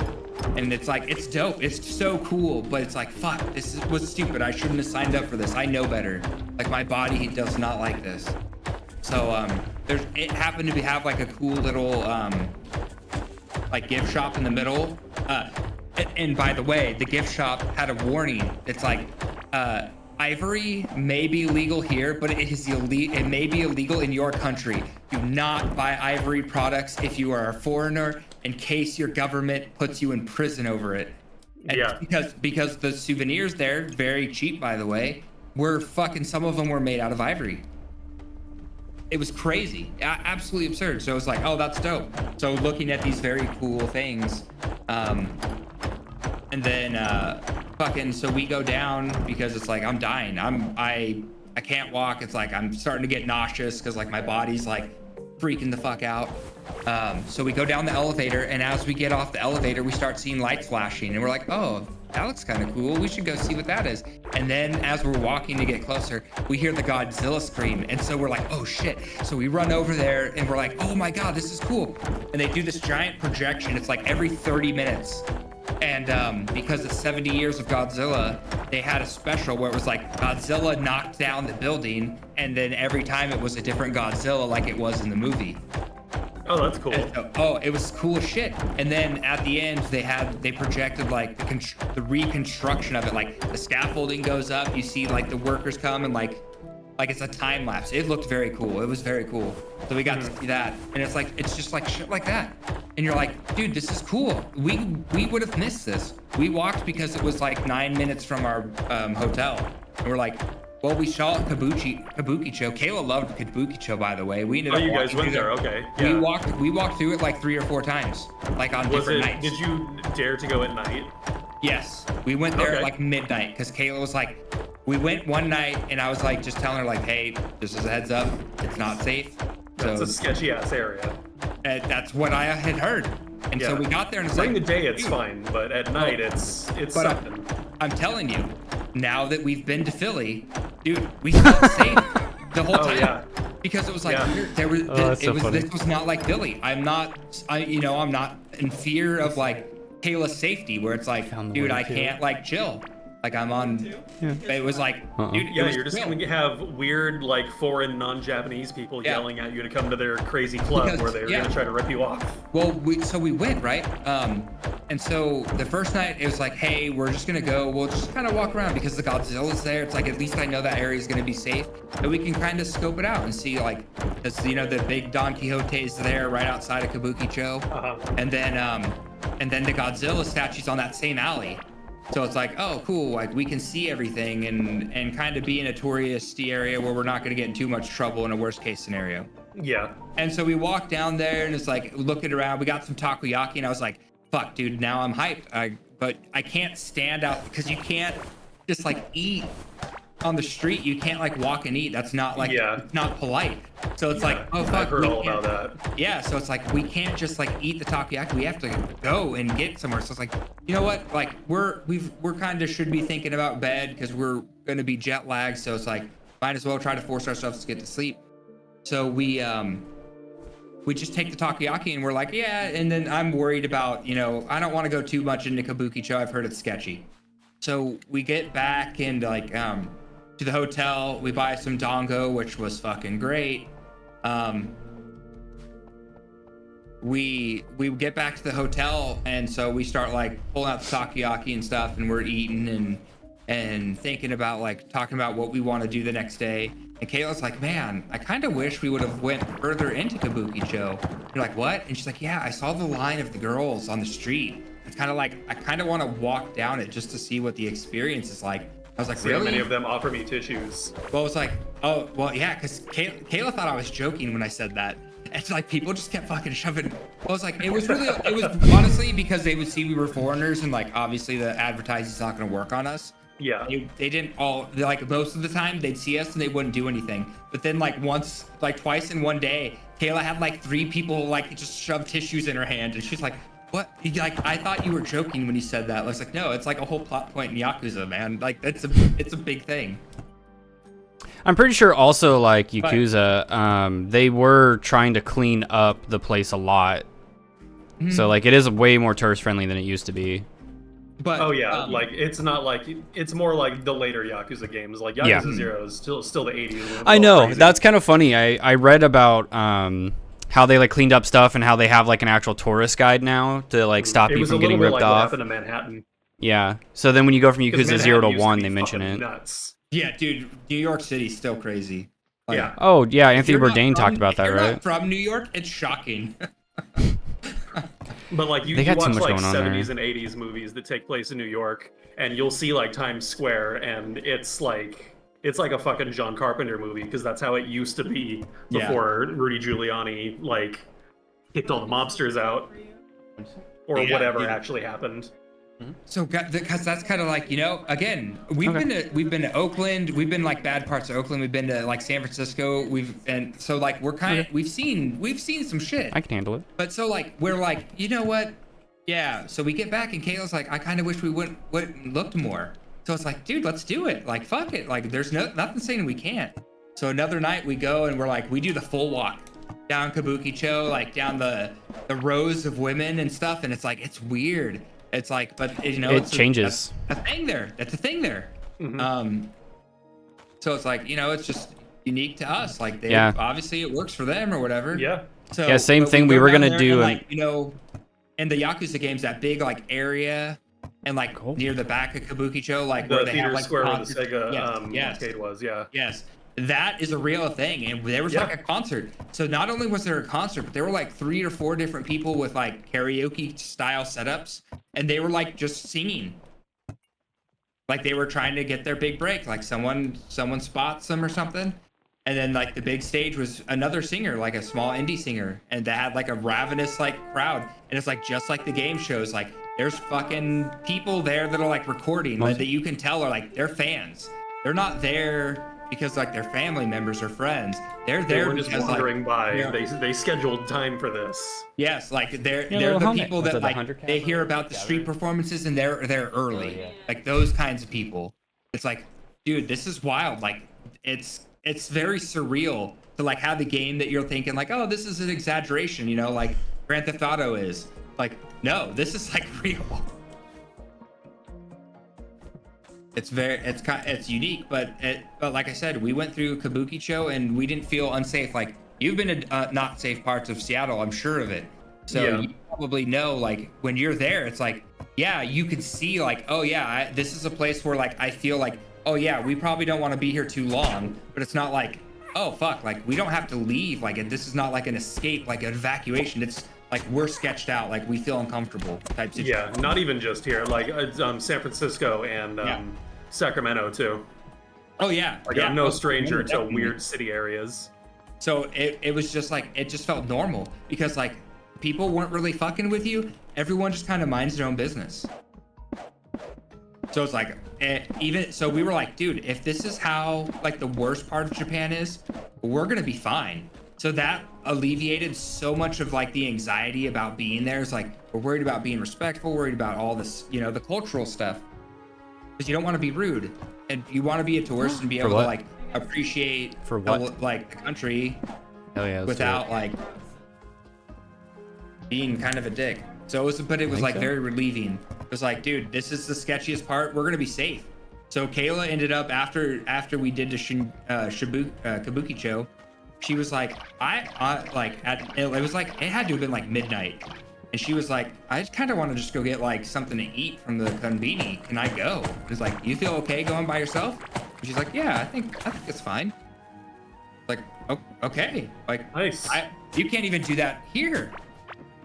Yeah, I've never lived in an area where it was safe enough to do that. So it's like, fuck, like, this is awesome. So yeah, and then so whenever we felt like going out and walking, we did. Sometimes it was late, sometimes it was early. It was amazing. But like I said, it felt like home. It was weird. You get there and it's like, I'm comfortable here, and it's like, I feel like once I learned the train system, it took me a couple tries, but once I learned the train system, it's like, dude, this is dope. Like, I'm used to this. I really like the public transportation when I lived in Vienna, and so it was like, it is funny how every single person that goes to Japan is like, the thing they always come back with is the public transport. yeah, it's fucking unheard of. When public transportation works the way you would want it to work, it's a beautiful thing. It is. Nothing made me happier when I was studying abroad than not having to drive for 6 months. And I I was gonna say it's the same thing in like Germany and Russia. Like, if your trains actually work, if your buses are worth taking, it's amazing. Yeah, and it being like, it's just such a foreign concept where it's like, oh, instead of me driving for half an hour, I take the train for 45 minutes. But during that 45 minutes, I can do whatever the fuck I want. I can read a newspaper. And it's like things like that I think about again. It's like, it doesn't cost $100. How many industries would be revived by just having public transportation here? Like, newspapers would come back because people would have time to read them. You'd see handheld consoles. You'd see handheld games. So it's like more mobile games probably too. You're starting to sound like a conspiracy theorist. Okay, there's so many industries that would be kickstarted by having public transportation. It's wild. I wish trains were cheaper. It was so awesome because when I lived in Vienna, if I at least tried to read the newspaper every single day, because I was on the train. So I would at the minimum, I would take the newspaper. I obviously didn't read German very well, but I would try, and it gave me an opportunity to like literally attempt to learn how to read. Because I could see the picture, I knew some of the words, and I can kind of try to piece together what was going on. Can't really do that if I have to drive and keep my eyes on the road. Podcasts were still being watched. People were reading manga on all sorts of the transit. It was great.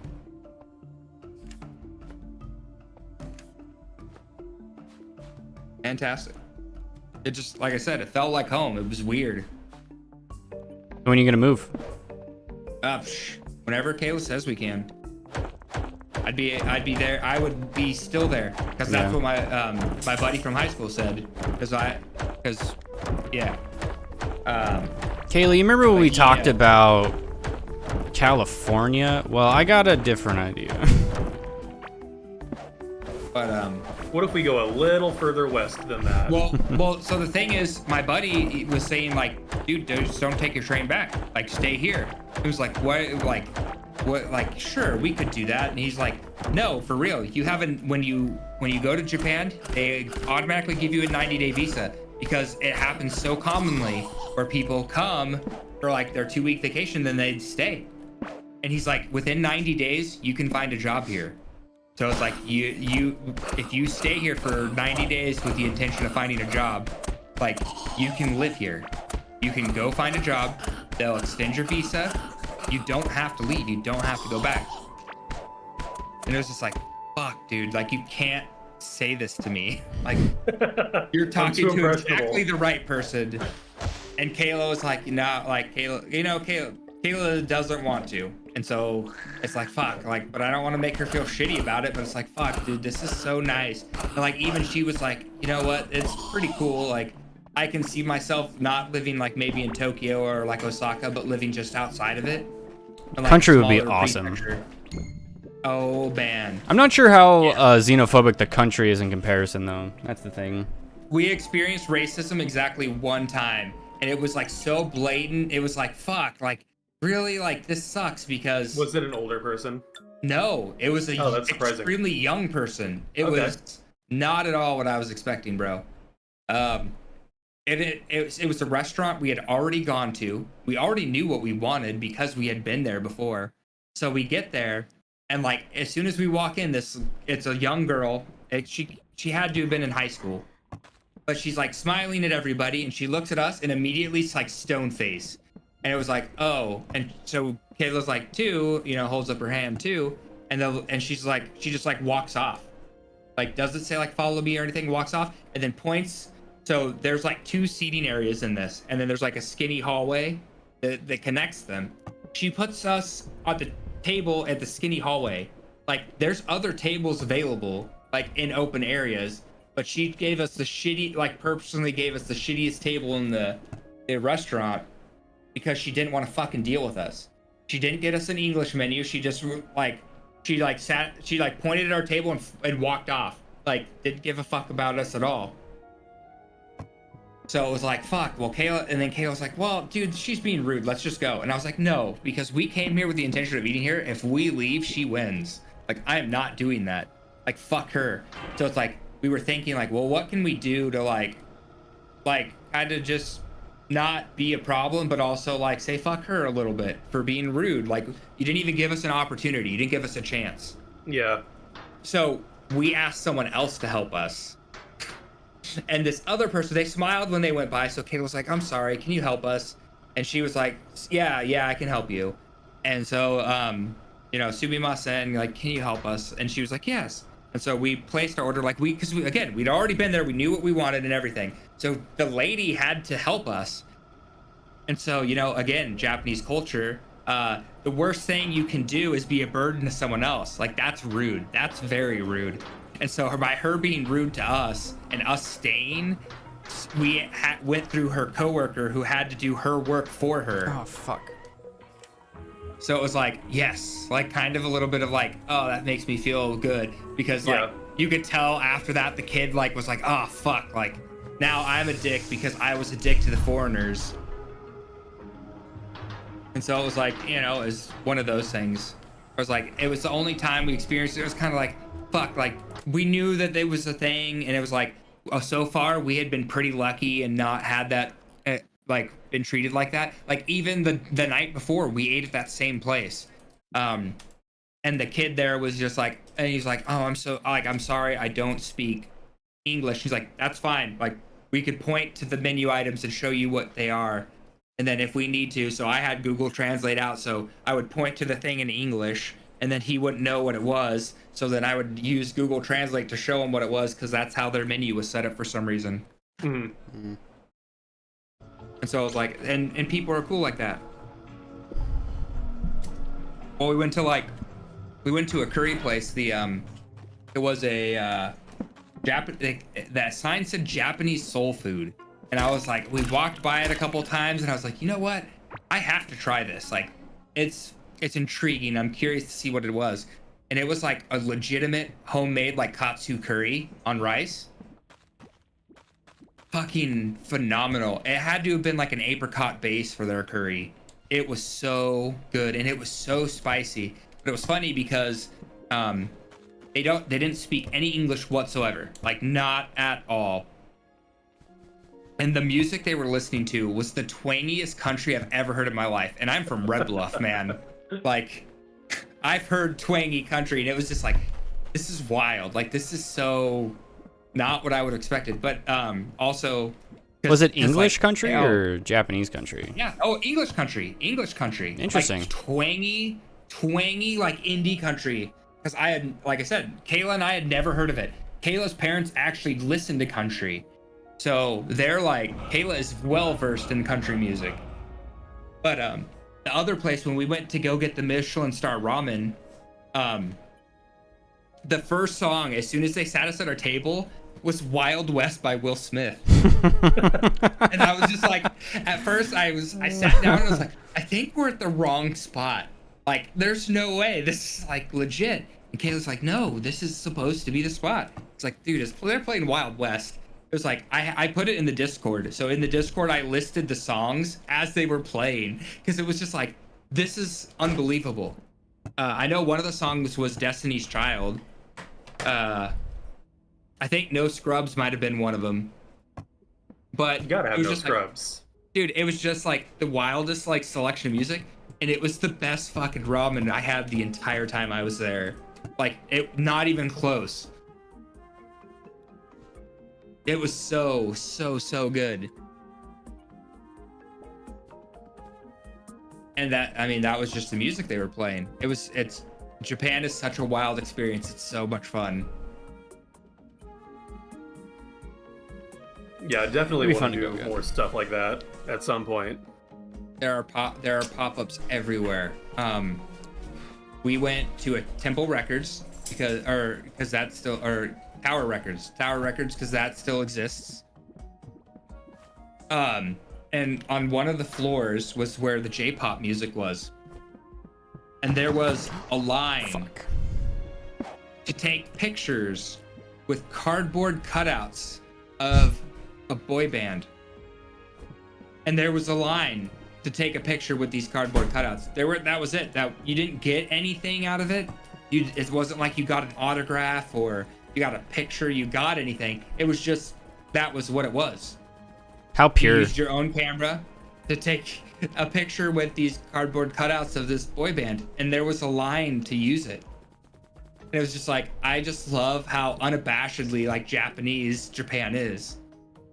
Oh, the arcade just was shit like awesome. I know you got to The experience arcade that. was so Yeah. cool. You're like, they have their fucking like fold out books that are all like perforated, and they have Yeah. like their little card protectors, and they pull out these little discs and they play like some weird fucking game. Yeah, dude, they were playing the drum game, the Taito, and this kid we were watching brought his own stool because he knew he wasn't tall enough to hit the controller, so he had his stool held him at the right height.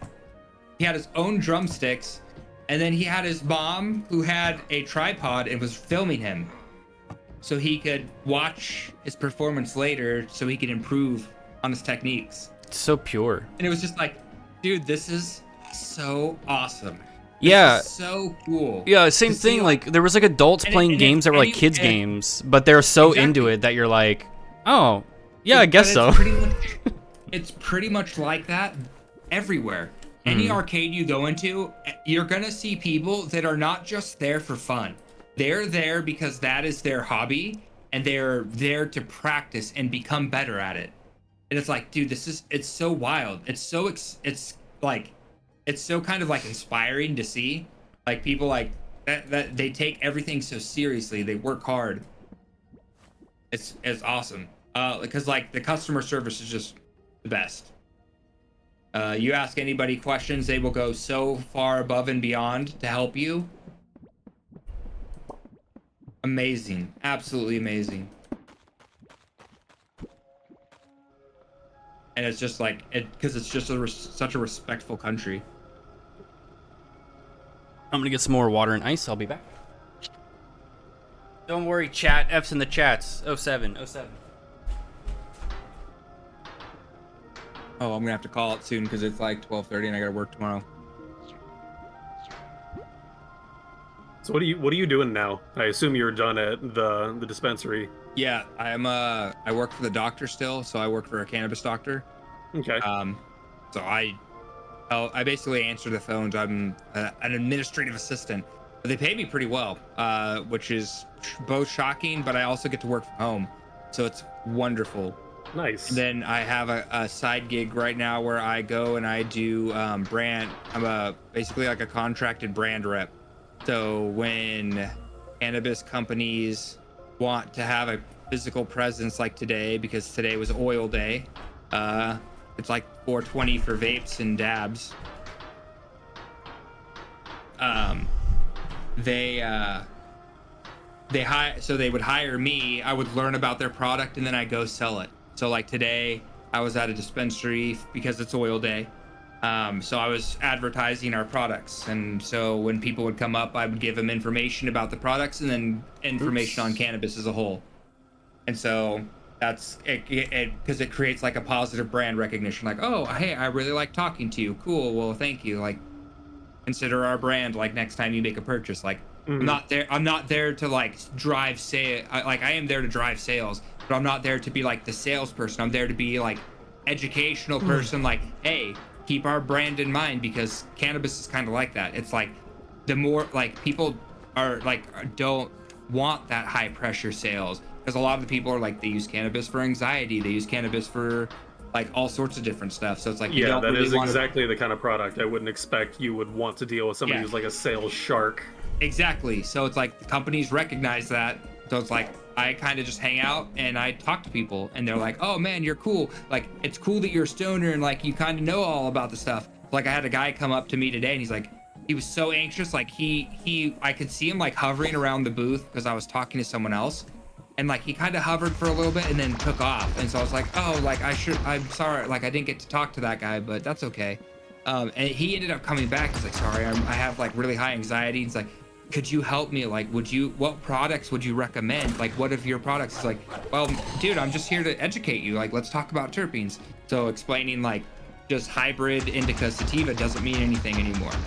Everything is so like crossbred at this point in time. Yeah. Everything is truly a hybrid.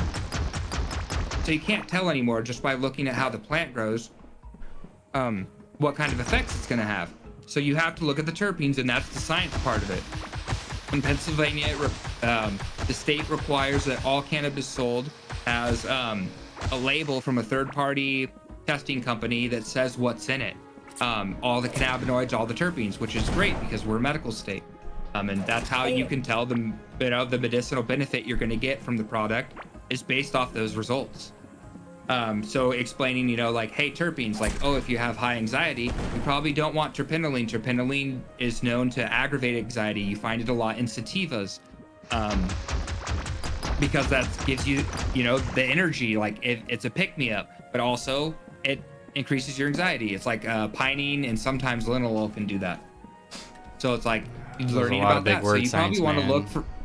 Yeah, so you probably want to telling them like you probably want to lean more towards like caryophyllene and myrcene. Those are more like your sedatives. Like myrcene is the sedative. It's the one that gives you couch lock. You want to chill, relax, like go to sleep. You get a little sleepy. It's perfect because that kind of like quells your anxiety. And then caryophyllene, I believe, is the one that's like the anti-inflammatory, and it's got a whole bunch of other good stuff for you, but I typically use it for my knee swelling, my new pain. So it's just like explaining people that, because a lot of people don't know that. You guys probably didn't know that either. I didn't. But I have a pot question, actually, since you're so educated. That's what my job is. So it's like I get to explain this to people, and it's like it's fun because most of the time it's like older people. They're kind of afraid to ask questions, but it's like they see that I'm there and no one's talking to me. They're like, oh, well, I'll just go ask my question to be polite. But you can tell, like, you give them an answer, like, wow, well, that's not what I was expecting. Like, I was expecting you to give me like a sales pitch. Like, nah, I'm here to drive sales so that you buy more stuff. But the bigger thing is that, like, you get the information you need to make an informed purchase. Like, you can't consider our products if you don't know the difference between our products and someone else's. And oh so, my like, god, that, my cat. It's pretty cool, and I love my job. I feel like I'm very good at it. Well, I think that's neat. Yeah, and that's what like bums me out about the dispensary, because I felt the same way, where it's like I felt like I got to talk to people and help people that like were really having a bad time. Like, oh man, I have to have a knee replacement. I'm in pain. Like, trust me, I know you're feeling. Like, I know exactly what you're looking for. And let me educate you on it, so then next time when you come in, you know what you're looking for. Because again, you can't just say hybrid indica sativa anymore. It doesn't mean anything. So you have to understand what terpenes you like and what works for you. So that way if you're coming and buy cereal milk 1 week, next week you come in, no cereal milk. Okay, now what are you gonna get? How are you gonna decide like what is gonna do what you need it to do?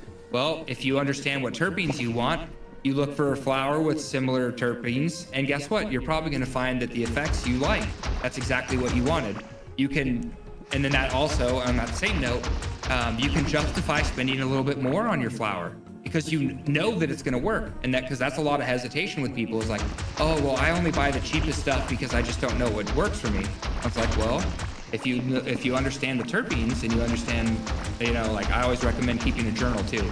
Journal, write your strain name, write your terpenes, because then if you find like, oh, well, I find 2 that didn't like work for me, well, what's the commonality between the 2 of them? Let's find the science behind it, figure out what you don't like, and then let's avoid it, and let's see what happens.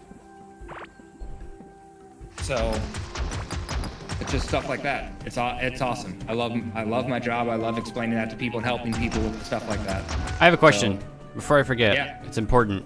Is 420 smoking weed, getting high, being on Hitler's birthday propaganda, or is that true? No. So oddly enough, you know where that starts from? San Rafael. I don't know what that means. I lived in San Rafael for a while. Oh, okay. John has gone with me to San Rafael several times. I have. It was a nice place. That's even where Jake. if they That's say where the Jake name lives. wrong. Yeah, that's where Jake lives. So. It's this fun place where a bunch of white people saw a Spanish word and said it wrong, and now everybody says it that way. Yeah. So when you say it the right way, people are like, "What the fuck are you talking about?" Yeah. Yes.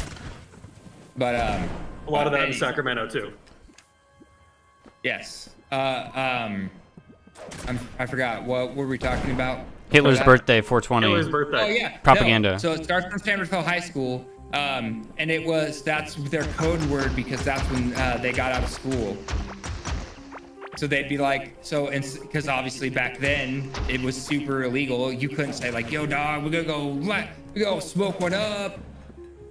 So they would be like, "I'll see you at 420," and people would be like, "Oh, okay, yes, yeah, I'll see you at 420."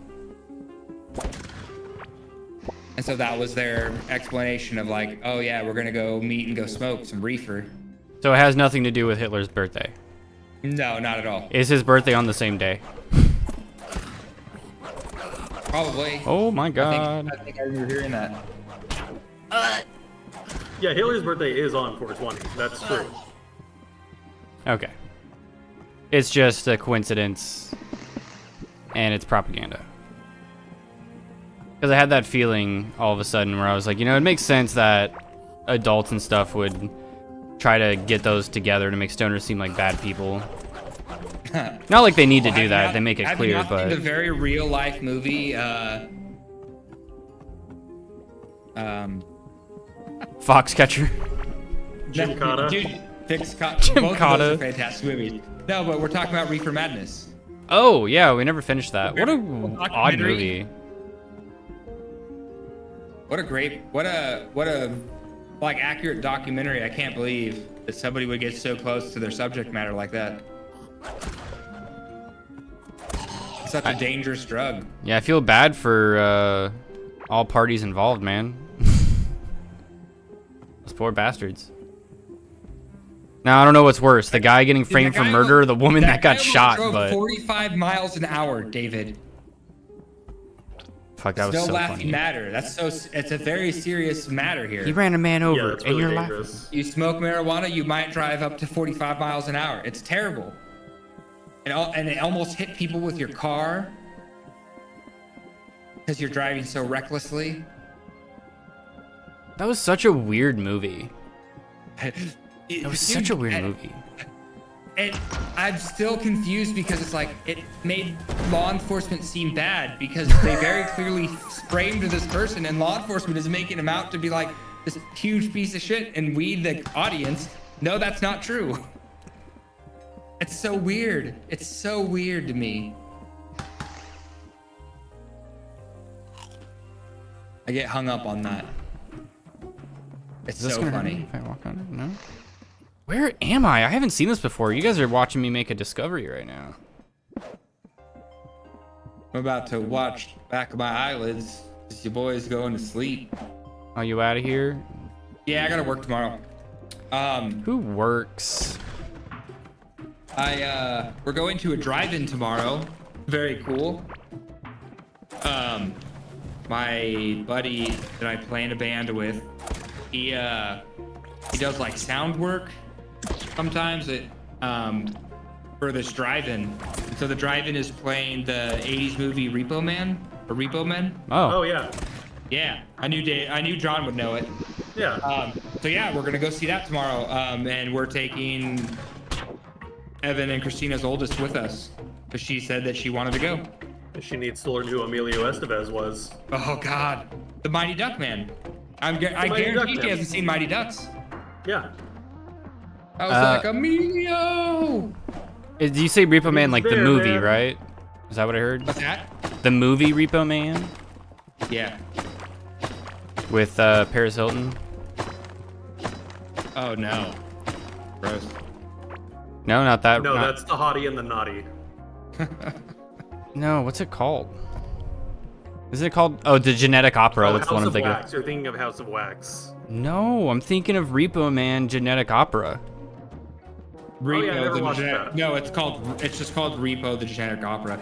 I Yeah. thought the same thing. It's not the same thing. I don't know how to get out of here. I gotta get out of here. Devin was dating a girl, and she was really into it. And so we got together and we watched it, and it was like, oh, this is a weird movie. I don't know if I like it that much, though. Back when it was new, I'd always heard it was more interesting than good. Yeah, I feel like that's pretty accurate. Because it was around that time Dr. Horrible came out, and Dr. Horrible. there was just kind of a few things that came out that were kind of the same, and most of them were pretty bad. Not Dr. Horrible though. No, Dr. Horrible rules, and I'm never going to forgive Joss Whedon for turning into a piece of shit before getting around to making the Evil League of Evil movie he had always talked about making. At least we got Cabin in the Woods. It is true. He didn't actually make that movie, but he did make it happen. Was he a writer on it or something? Yeah, and he was like a producer. Oh, yeah, yeah. Who? James Gunn directed it, right? No, it was, I forget his name. I don't know if he's done anything else. I think he was like a first-time director. Okay. Oh, yeah, you're right. I was just watching a video on this. That guy's made one movie since then. Drew Goddard, that's right. What else did Drew Goddard do?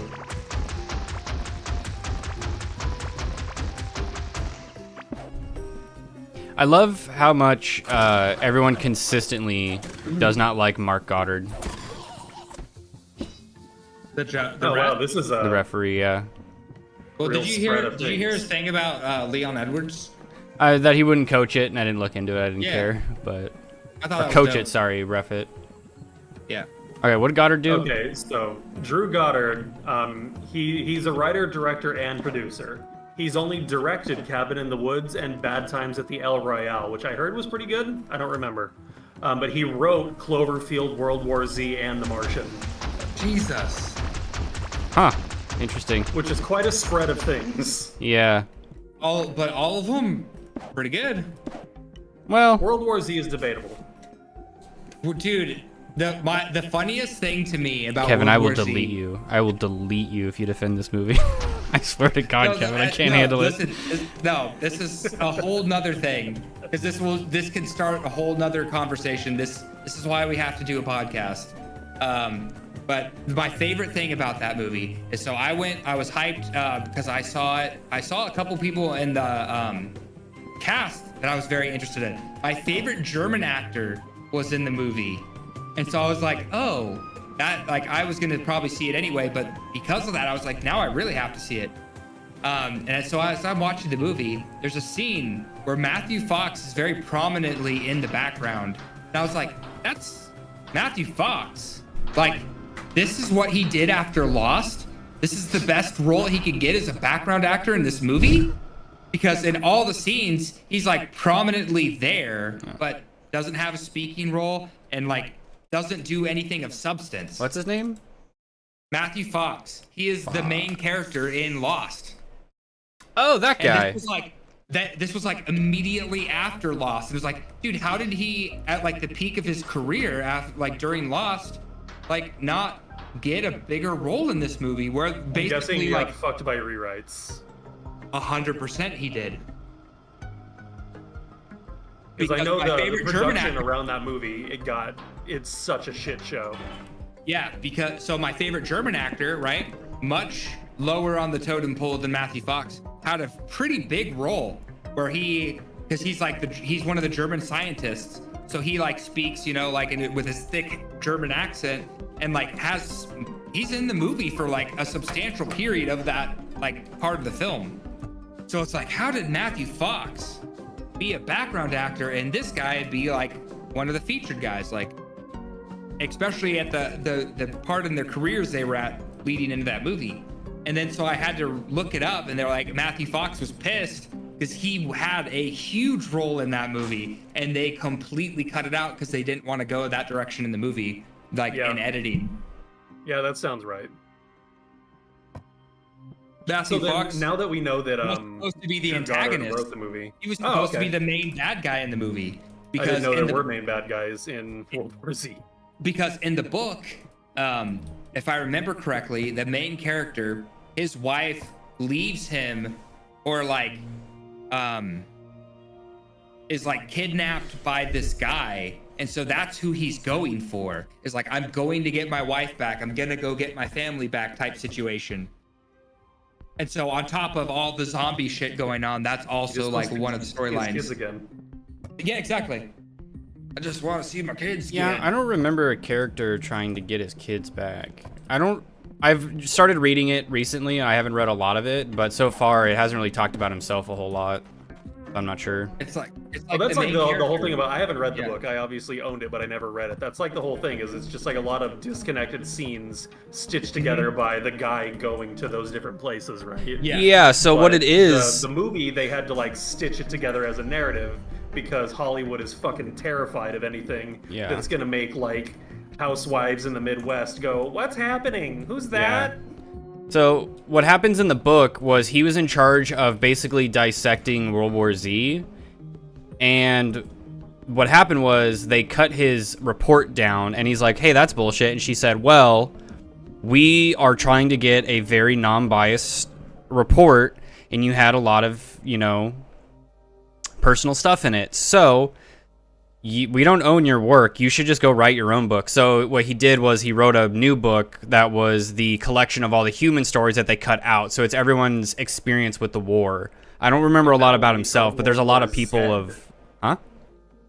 And that one he called World War Z.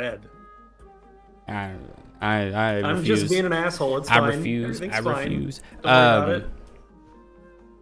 Like they have like stories about one girl who I think was like mentally disabled, and it's like I think from like a child's perspective, kind of descriptions and stuff of her at like a church, and they're all like committing suicide because the zombies are breaking in and she's able to get out.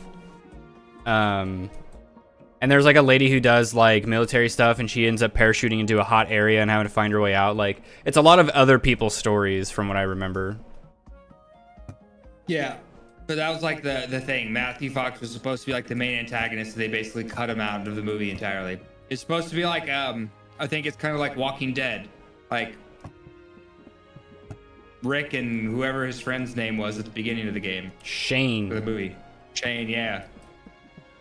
May he rest in peace. Kind of a similar situation to that. Hashtag justice for Shane. What a psychopath. That guy was... Hey, well, he was better in the show. Sean, do you know that is a thing you can do in experience, right? You can experience getting justice for Shane. What does that even mean?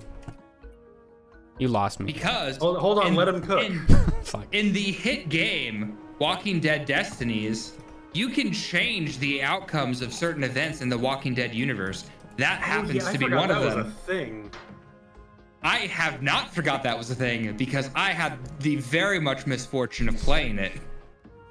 Yeah, that every Walking Dead game other than like episode 1 and maybe 2 of the Telltale one looked like such trash to me. John, you have no idea. You have absolutely no idea. It's awful. But yeah, Shane in the show, like they spent a long time making him correct about every single situation, and then they remembered, oh wait, he's supposed to be a bad guy, and then they just like torpedoed his character at the end. Dude, So they did that dumb. with so many of the characters in that series. It's like, dude, they almost derailed it immediately. Fucking, because they fired the second main they guy. ditched Frank Darabont, Yeah. everything went off the rails. Dude, I need to watch everything that guy's done because he seems to be really good. Everybody that works with him, like, goes to bat for him. That's why the cast got gutted after he left. Because everybody only joined to work with him. So the second he was gone, they didn't want to be part of it anymore. The same thing happened with, the fuck was that show? American Gods, when, what's his name that made, Hannibal, when he left. That's why, like, Gillian Anderson left, completely ruined the next season because she wasn't there. But she was like, fuck it, I wanted to work with him, I don't care. Can I buy mechanical parts now? What the hell is that guy's name? Yes. Neil Gaiman? No, that's the writer of the book. Okay. It was Hannibal series showrunner. Brian Fuller. Yeah, Brian Fuller, because he finished Hannibal and went and made American Gods. And everybody was like, oh fuck, I get to work with Brian Fuller, hell yeah. And then he left, and so did a lot of other people with him. 30 mechanical part. Oh, they're over here, that's why. But yeah, apparently everything Frank Darabont's done is like top tier shit. It's gold! I haven't actually seen, I don't think, any of it. I've never seen, I've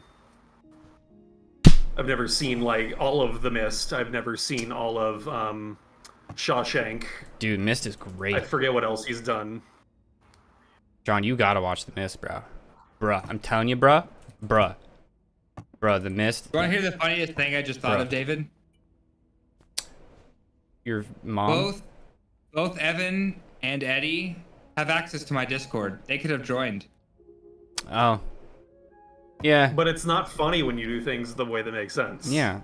Alright. I think I can fight that boss now. And I think I'm gonna do it. I feel like a dick. So Whether you made them listen to you have one-sided conversations this whole time? Yeah, because we were an Xbox party. Because we usually, like, if I'm not talking to David, I usually use Xbox party chat. it was so It's really funny. It was so fucking funny. That's probably where all my torches went. The boss probably has them because I fucking died. Okay, let's go fight a boss, boys. Let's do it. All right, it was Oh, fun. that's what he's doing now? He's on Star Trek Discovery? Lame. Ew. David and John, it was a pleasure. Best talking to Always. both you guys. Very happy. Hopefully, John will start joining us for Tough Nights. I just That'd never be know when it okay. is, and I work, so I forget. Tuesday nights at 10 p.m. my time. So that's 7 p.m. your time. Yeah, I'm But still then- at work then. But then also fights on Fridays, or if there's a one event. You're in the chat with us. Just listen to that. When it says there's a fight, join my Discord. We watch all of them. So every single Discord I'm in is muted. I knew that That's was coming. fine, but you should check it every once in a while. The MMA It's chat. like it's exactly the wrong times because like the one on Tuesday, I'm still at work then. I Yeah. don't even get home until like 10 p.m. on Tuesdays. Friday night. And if anything's on Friday night, I open Saturday mornings, so that can't happen either. But even then, Saturday night. Saturday night is when the fights are. Yeah, the well, Friday that's maybe- nights are one championship, and those are not all the time. Those are kind of sparingly. Saturday nights feel like they're every Saturday because the UFC can't stand you to do anything else. Right. Well, that's a maybe then, because I do also Right. open Sundays, but Sunday opening is later. Yes, but also it's late for my time, so it would be a time probably before you are able to, like, after you get off work and before you get to bed. Yeah, like I said, maybe because I'm an insomniac, so like I have a really weird relationship with sleep. No, I understand. But So we're maybe. there Saturdays. And if you have any interest in hopping in, we're there on Saturdays. You can count on us most Saturdays being in the Discord. Okay. I can send you a message if you want. Okay. Okay. Okay. Where y'all keep the pussy products at? What fights are happening Saturday? Probably UFC fights. Well, yeah, obviously. I'll fight you right now. I'm pretty sure they're gonna be MMA fights. Who's fighting Not though? Muay Thai. Who's fighting? Huh? Who's fighting? I think they're 2 MMA fighters. What? Did I say Friday? I meant Saturday if I said Friday. Pretty sure you said Saturday or Friday. John. This Saturday is Rose Namajunas and Cortez. Tracy Oh. Cortez. That's pretty good. So Oh, we were she's talking overnight. about well, you guys and I was in chat about like cabin viewing earlier. Yes. Oh yeah. You know what might be some like good entertaining cabin viewing is to find some of the really old like first couple season UFC fights before they locked into what MMA was and it was fucking terrible. That might be funny. Because I recognized when I was, because I've been I've basically been doing like a history of MMA with David. It's been so much fun. Oh, have you already been doing that? Okay. We've been doing that for a while now. David Okay. is a full-fledged fan. So we've gone through so much history, and then So you've gotten to see the weird shit of like karate guys fighting sumo guys. I don't think and we it's just not saw working. those ones. I think we saw when Ultimate Fighter happened. So that was probably like Yeah, oh, we've been 100 watching later. a lot of. We started with Ultimate Fighter Season 1, and we've been watching through it. We're in Season 4 now. Yeah, because fuck. Yeah, I think we have to watch the finale, right? I think so, Season yeah. 3? Because I know you guys have been watching we Ultimate haven't- Fighter for a long time. We haven't watched Ken Shamrock fight Tito Ortiz yet.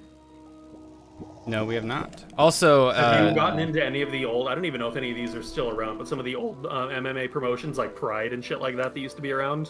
We've watched some of Pride because some of the documentaries David's watched has included Pride. Okay. what was I gonna say? Oh yeah, so I got to watch, the whatchamacallit. You know what The I'm Bye talking Bye about. Man. The Bye Bye Man. The Pee Pee Poo Poo Man.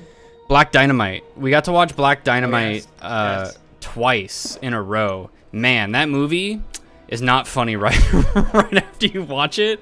That movie is not funny. Yeah, that makes sense. Like that movie needs to be watched sometimes. Like once every few years, once you had a chance to forget what happens. Mm-hmm.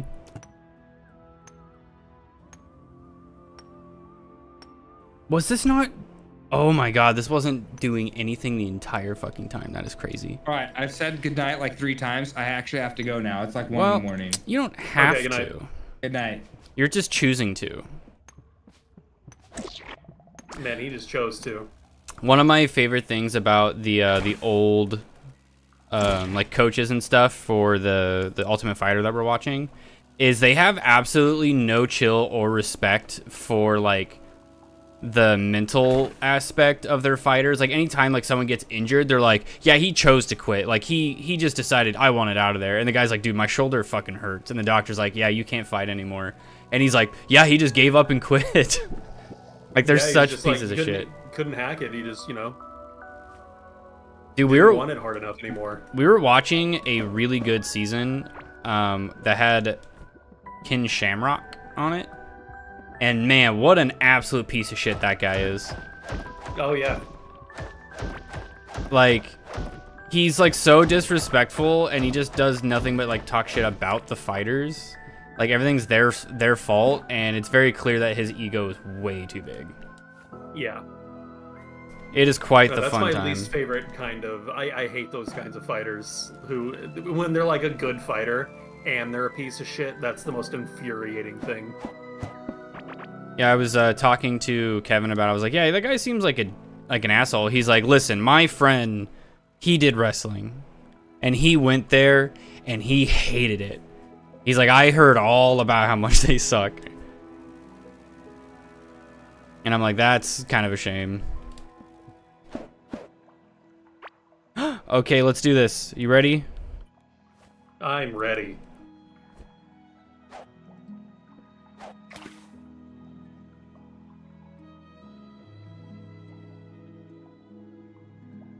Am I doing it right?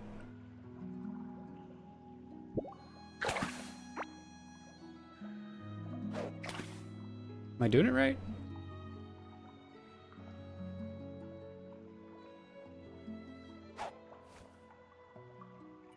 I don't know if you're doing it right. Yeah, it's like, am I in like the wrong spot? Like, do I need to be here?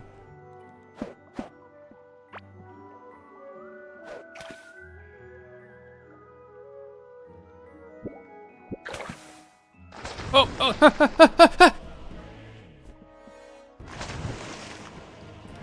Let's do this, this, this. Oh, shit.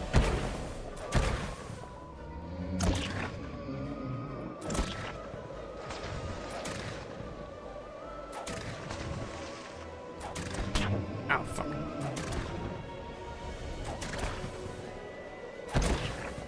This is apparently supposed to be a battle of attrition. Okay. We'll see how this goes. Like, you just get to sit here for a couple hours and pick away at his health. Yeah, pretty much. Oh, oh, oh! Until he pops up next to you. Jesus, you're doing nothing to him. Dude, that is spooky, man. He's throwing so many attacks.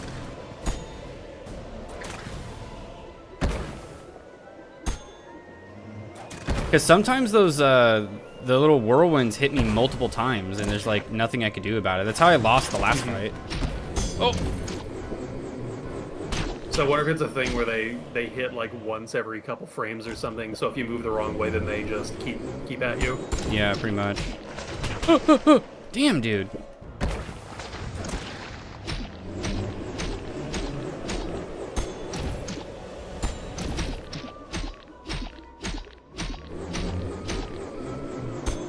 Oh my god.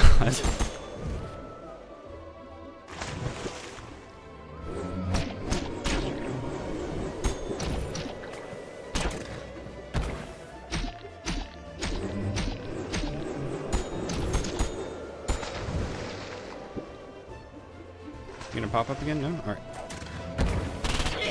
Fuck! You see what I mean? Oh yeah, that sucked. That was like 15 hits at like the same time. Oh my god, I gotta build it all again. This time, okay, so you lose everything in your backpack, but you keep everything in your toolbar. This time, I remember to put my boat in my pocket, so I won't lose it twice. That's not as bad, but that still sucks. Fuck, dude. Like, that's the reason you've been watching me walk in circles, is I've been trying to, like, wait for the shop to replenish for me to buy the parts I need to build a boat. So if that happened again, I was going to be stuck here for hours. Alright, well, I guess I'm done. Yeah, I would be too. Fuck, that sucks. I'm really curious, because I can build guns now that are, like, automatic turrets. So I'm wondering if I can build, like, platforms, essentially, and build generators and just have guns shoot at him, maybe. I'm not sure. It does seem like that would be the way to go about that, with how much he kind of, you know, pops up around you where you can't get to him. Mm-hmm. Alright, fuck it. I'm done. Bullshit. Bullshit. This game's still early access, right? Yeah, I think it's going to be releasing next month for sure. Oh, it's that far along. They're going to do a console release, and that's going to be the 1.0 release. So that's going to be fun. Okay. I don't know what they're adding, but pretty good. I've already dumped 47 hours in, and I bought it on the 4th, like 6 days ago. Mhm. So yeah, Thursday, I finally bought it and been playing. It's been pretty good. All right, well, I love you, but I gotta go because I gotta go to work. Okay, tomorrow. love you too. And I'll think more about when I want to come down. October does seem most convenient since whatever is happening in November is happening in November. What's happening in November? It's when Noah gets out, and I know Mom wanted to do something. I forget exactly what her plan there is. For some reason, I thought but he was getting out in September. he gets out in November. Okay. Mom has made a big deal out of it because unless it got moved up and I didn't know about it, but Mom's made a big deal out of it because it's like on or around her birthday that he gets out. Wait, is that September? It should be, yeah. Her birthday is the day after 9/11. Right. It's the only reason I remember. I never remember her birthday, and then one day, she said something about her birthday, and I was like, I don't remember anybody's birthdays. And she's like, yeah, mine's. And she said, yeah, mine's 9/12. And then it dawned on me. I was like, oh, what was it like after 9/11? And it was so funny. And after that, I will remember it forever. Yeah. Yeah, so I don't know where the hell I got November from then. Either way, so if that's the case, then November might even be better. But I'll think about it. All right. So yeah, if you do, are you gonna go to the cabin? That would be cool. Dude, that would be so fucking tight. I want to bring an RPG and play it so badly. I think it's gonna be World of Darkness. I'll prepare something. I'll get it ready. Yeah, if I come down, I definitely want to take like enough time to be able to do whatever I want. So, more than likely, if Kevin's going to be there, then cabin sounds likely. Yeah, cabin would be tight. Hopefully we can do it for like at least maybe a week. I feel like last time we were there for like 4 days and it was perfect. Yeah, I think that's about. I think it was 3. I think it was 3. I don't remember though. Yeah. Sierra's going to be coming this time because I don't think she has something going on this time. I think last year or two it's been she was going to Austin City Limits.